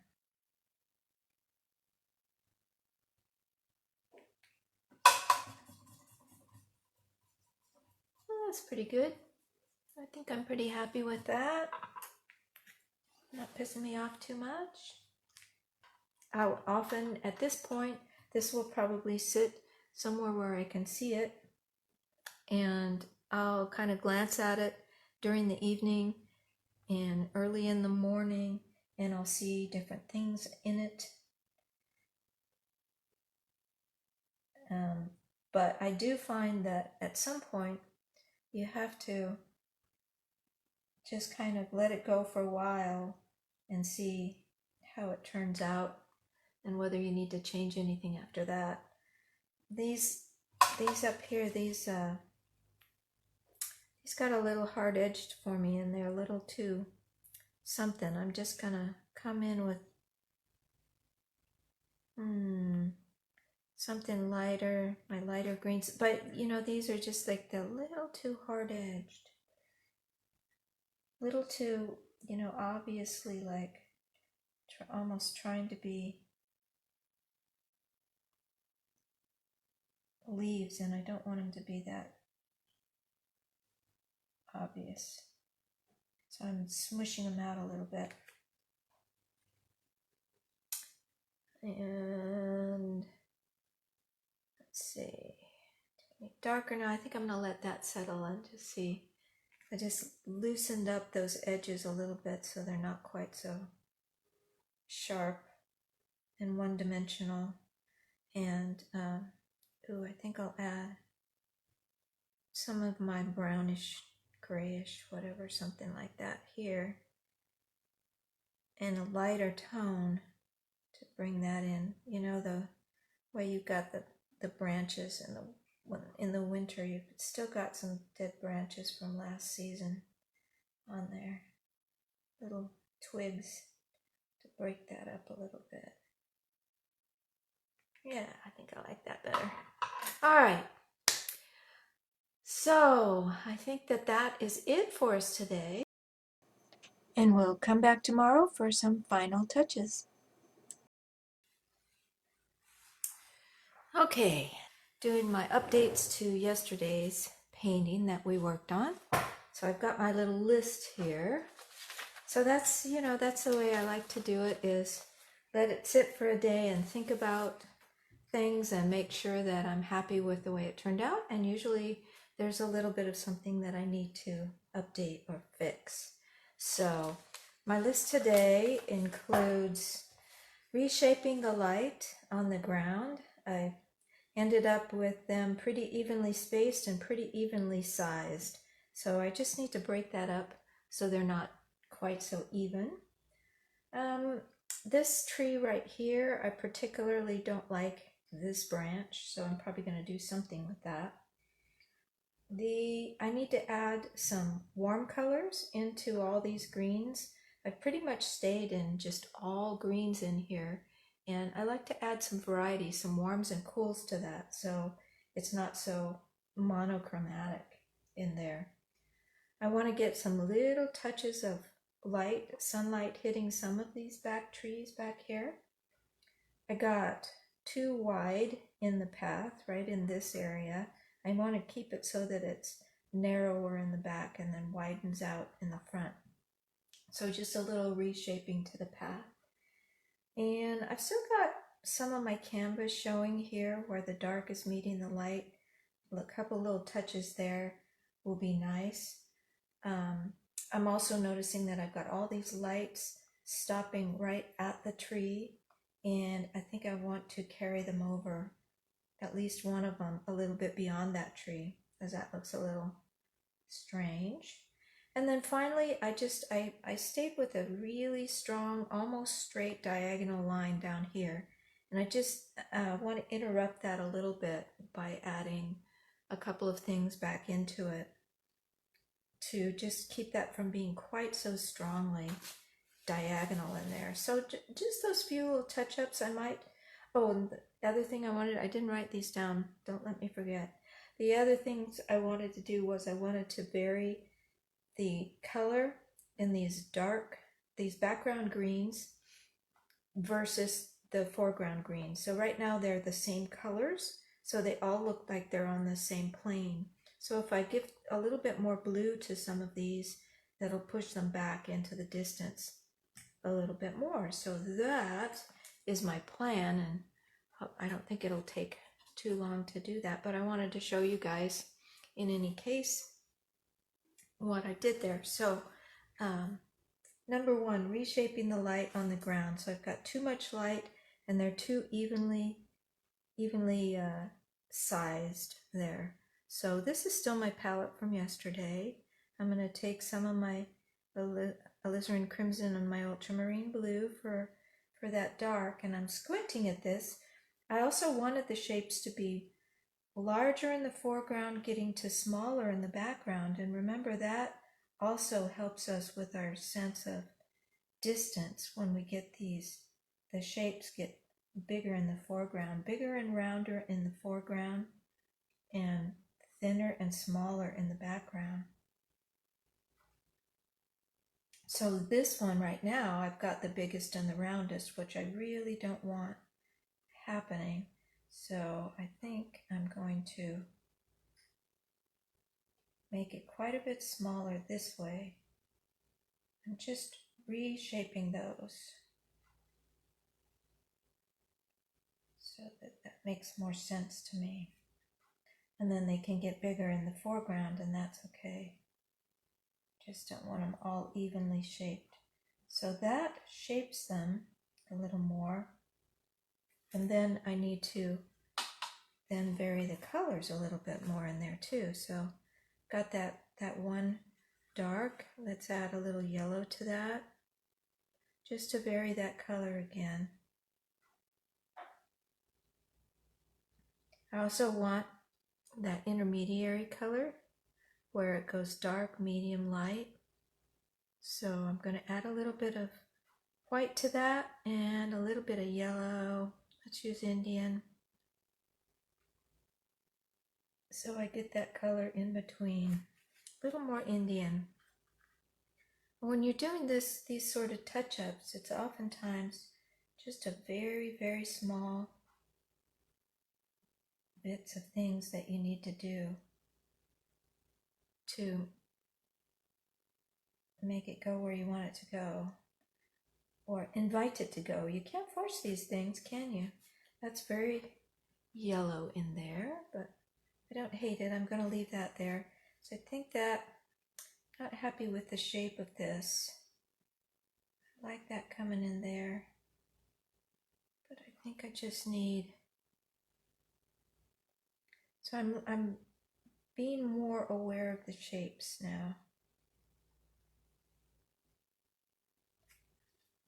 Like that. You know, I don't like it coming here. I think I'll pull this in a little bit there. And you got to use, when, you know, we've got lots of thick layers on here, so you're really going to be using thick paint. I wanted some separated little spots because that reads dappled light to me a little more. Just little adjustments to what was going on.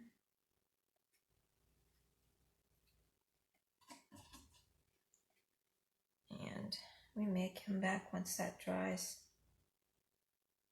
and adjust it a little more, but we'll see if we like that. Okay. And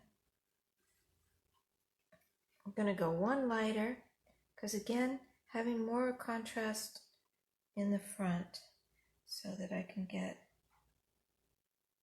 just in these front ones in the center, get even more light into the center of light spots.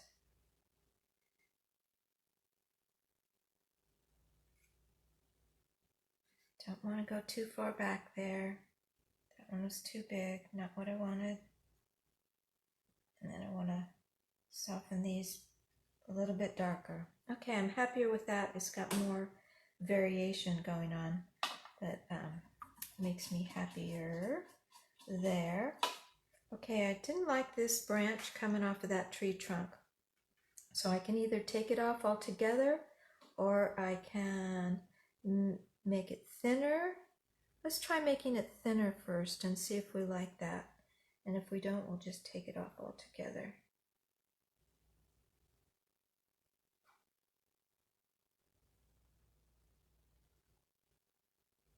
Now it's a little less obvious that way. See if I need any reshaping with this color. But if I'm going to have it there like that, I need that branch to come. I'm using this gray that I've got. I need that branch to come and not come out the side of the trunk, but be a little more into the middle of the trunk where it attaches. And let's do that with some of these. Because I just don't like that feeling like, you know, it's got arms sticking out the side of it. These branches will come in just a little bit. So they'll have some light on the top of them. I really left all these trunks very loosely created, which is fine, you know, you can certainly leave them that way. But just for myself looking at it, I just decided I wanted a little more definition. The edges of these trunks have a lot of canvasy stuff showing. So I think I'll just add a little bit of some more variations of color. This is a slightly lighter brown. That gives it something else going on. So now this has got a real funny shape. It gets thicker when it goes up there. So I'm just going to come in here, thin this out a bit. And then maybe take some red in that. I don't want to go red over there. I think I'm going to stick with more blue. And bring that to a little bit reddish purple, but that's okay.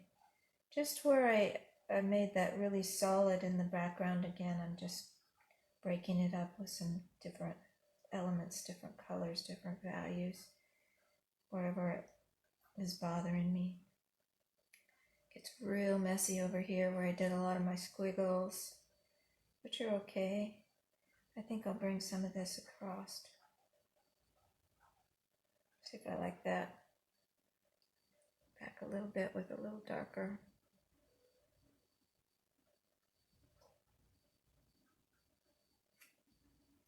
Maybe that brings this up really obvious, that funny shape to that trunk. So I'm going to go ahead and thin that in there. See if I like that. Okay, so do I like this branch like it is? Maybe I don't hate it. I kind of don't like this kind of going, I don't know. Maybe if I add some dark underneath it here, for the underneath part. Ooh, let's just bring in some blue. You know, when all else fails, add blue to it. That's my motto.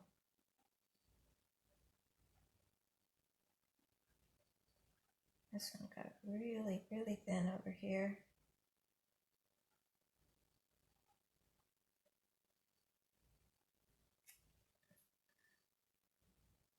Lighter browns.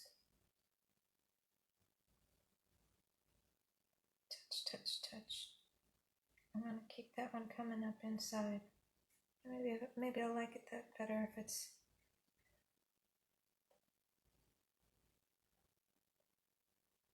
I have a feeling that branch is going to go away entirely, but we'll see. Get my dark back. I'll leave it for now and then see if it really bothers my eye at the end.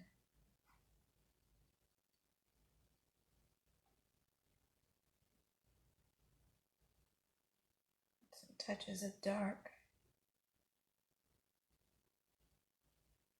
there.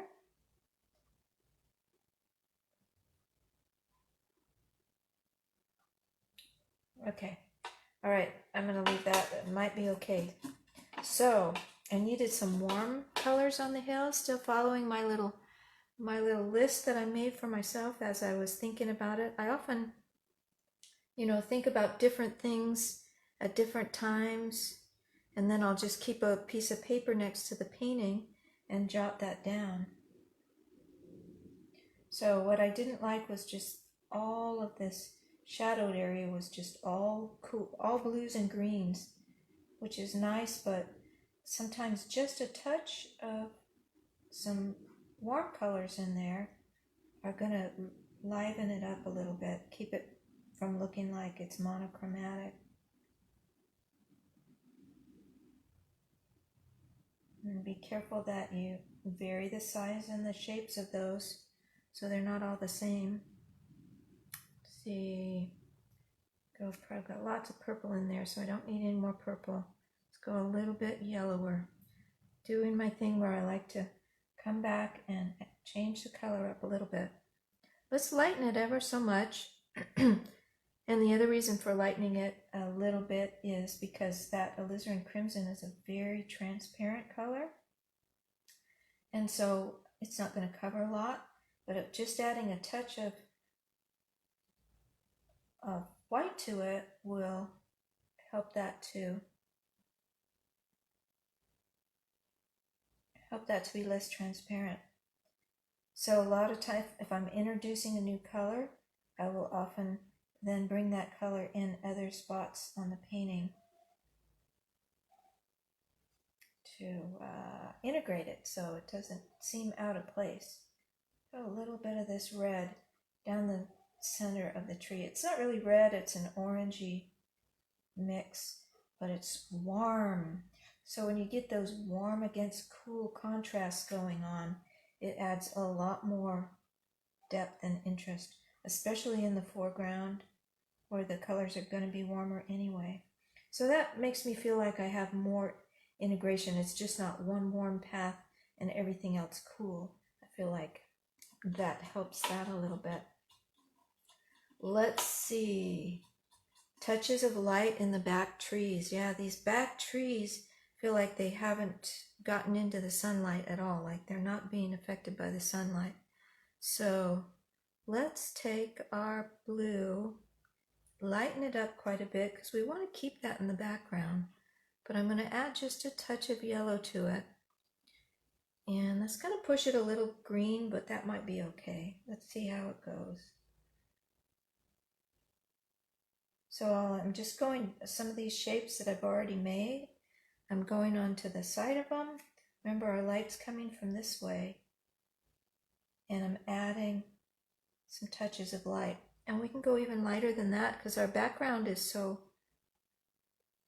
light that in order for us to see that contrast, it's got to be just a little bit lighter. I'm just touching here and there. I don't want a lot of this, but especially where we're showing some light coming in. Maybe back here we'd get a little bit of those trees showing some light on them from the background. Let's put a little bit over here. More up towards the top where maybe some of the sky is coming through. And I think that adds a little bit to it. This one might have a little bit of light on this side.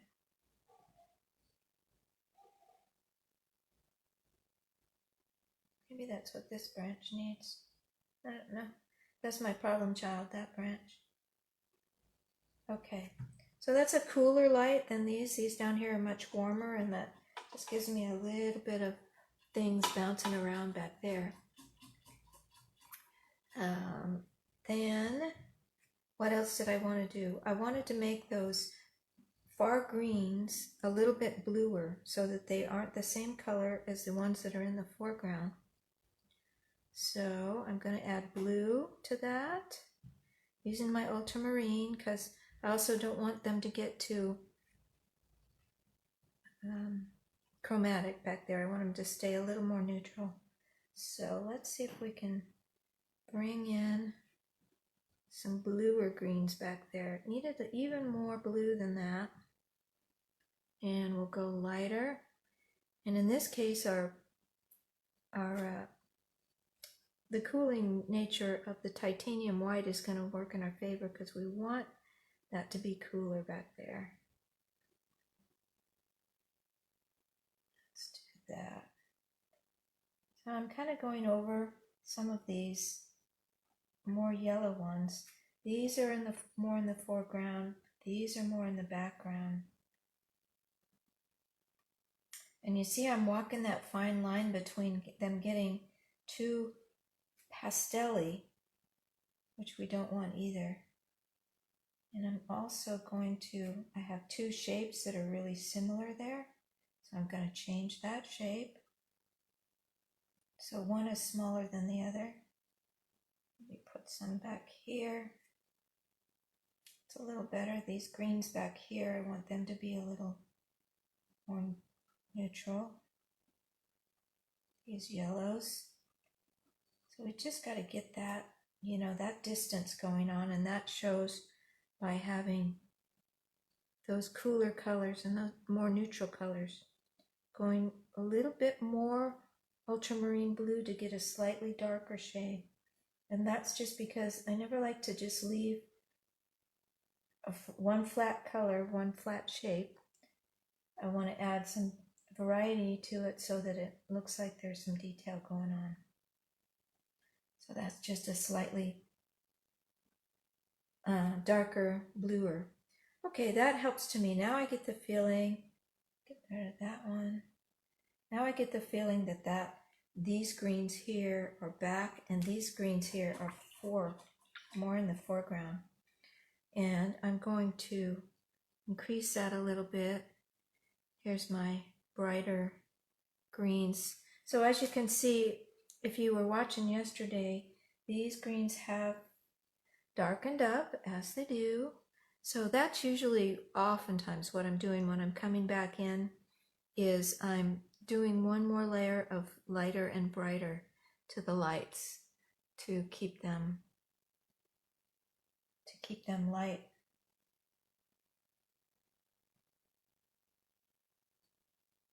So I'm going to just brighten up these greens a little bit more using very thick paint and just adding little touches, concentrating on keeping up here in the foreground and creating more differences between the background and the foreground. And I wanted to go on the other side of this trunk again, but I'm just going to leave that there to remind me because I don't want to use this bright of a color over there. Let's get some of our dotty leaves. So as you get into these smaller and smaller shapes, that's what creates your feeling of detail. It's just because the shapes are smaller.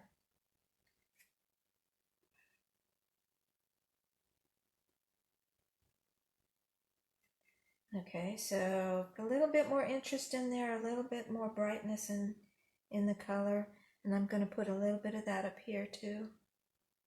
Again, just especially against this tree trunk here. Oh, here's my answer to my trunk my branch I don't like. Covered up. Okay, so definitely up there I'm creating something that's got a little more interest. I put phthalo blue in that because again I'm in the foreground and I want some bright pretty colors.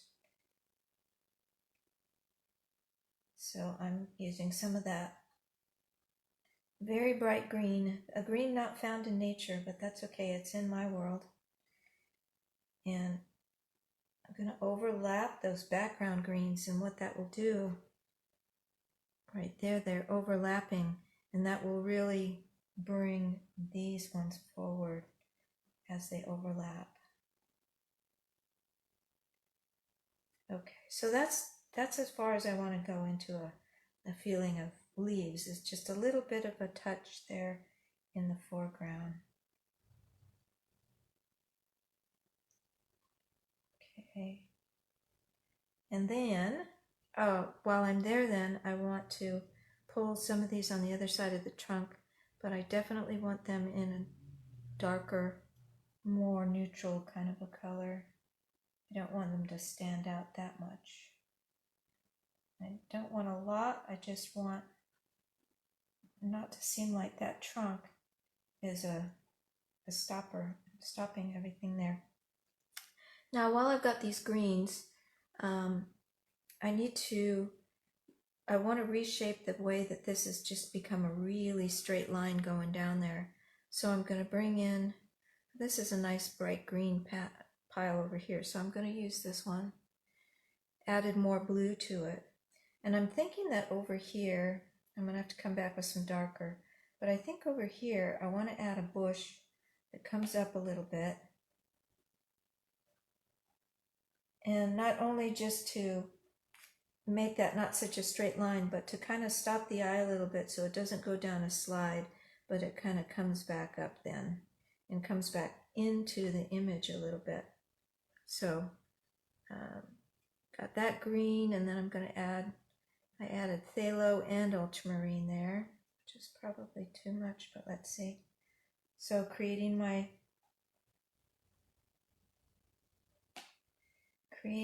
dark, medium, and light. And you notice I'm working in a slightly lighter value too. So I'm kind of creating a zone that's between this dark value and this light value, because this area is not as important for me. I'm not so worried about, I don't want the eye to go there. So if I minimize the contrast, then that will keep your eye from going there quite so strongly. I want to keep it really loose to bring some of this color down in here, or else it will look like it doesn't fit into that. That's really similar to the colors I've got going on over there, which is good. Okay, so that changes that strong line a little bit, so it's not there. And I'm not as worried about it up here, but maybe I will just add in a little bit here and there to just not have that be so so geometric of a line back there. Okay, and I used the exact same value, so now that's jumping forward and wanting to be on the same plane as this one. So I'm going to lighten that a little bit. I'm going to warm it a little bit and go back over it a little bit lighter. I can leave a little bit of it, but I don't want it to be trying to jump forward on me. Okay, that makes me happier. Now, what else did I have? The path. The path needed to stay narrow back here, and instead I really thickened it out by having it go here. So I'm going to bring this back in using some greens there. Put some ultramarine and go a little darker, and I'm going to add a little bit of red to that to neutralize it. Maybe some of these grasses are coming down over the path, and where you got this light spot, there's a little bit of light. But see, now that's staying back narrower like I want it to be back there so that it can be wider up here, which is good. I'm happier with that. Then I felt like it was canvasy. Right in here I can see a lot of canvas texture in there because when I came back in with the darks, I just wasn't using thick enough paint. So all I'm going to do with that is go in where I see these canvasy spots that I don't like and add some thick paint. That's easy.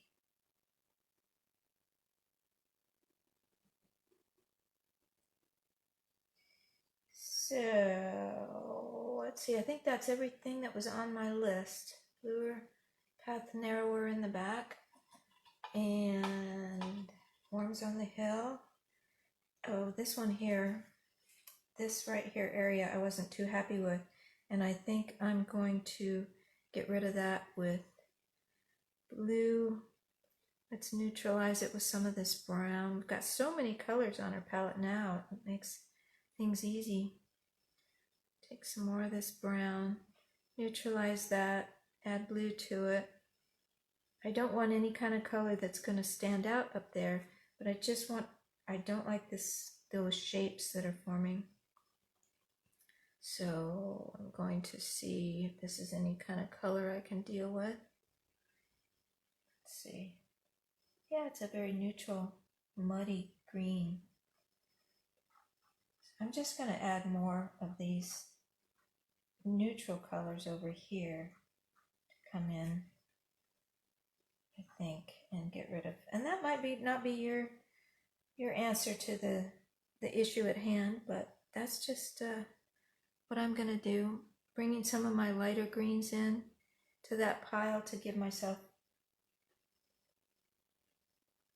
another value color shift so it doesn't look flat. So I've got dark, medium, and light going on. And because I did that over there, I'm going to bring some of this over here. You never want to bring in a new color and then isolate it all by itself, because it will look like it doesn't belong in that world anymore.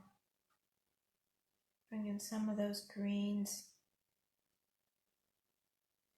I think that's looking pretty good. Staying kind of quiet around the edges, bringing the eye in. This got it's just two colors and they're very chromatic, and I don't like that. So let's use our mud green we've got going on over here. Mix it better though. Let's add another color to that so it's not looking so crayon-y. I'm gonna bring in some phthalo for fun after I just said I didn't want, yeah, because see, I just wanted that blue-green color in there as well. And then a touch of the darks. mostly just alizarin and ultramarine, because this area would have something a little darker in there too. Everything's got a shadow side. We've all got a shadow side, don't we? This is looking, some of that up here. Some of this on this tree trunk that has got, this part got too thick. Break that up a little. Okay. Ooh, let's put a little bit of this back here. Hopefully I didn't get it too dark. And maybe I did. Let's put some of this. Just what, this is where I kind of squint my eyes and I look around and I see anything that just grabs my eye. If it grabs my eye, I make an adjustment. And if it doesn't, I leave it. Yeah, I think I answered all my issues that I was concerned about, mostly. And I think I'll stop there. There we go. There's our final product of Along the Path. And thanks so much for joining me in painting it. I'll see you next time.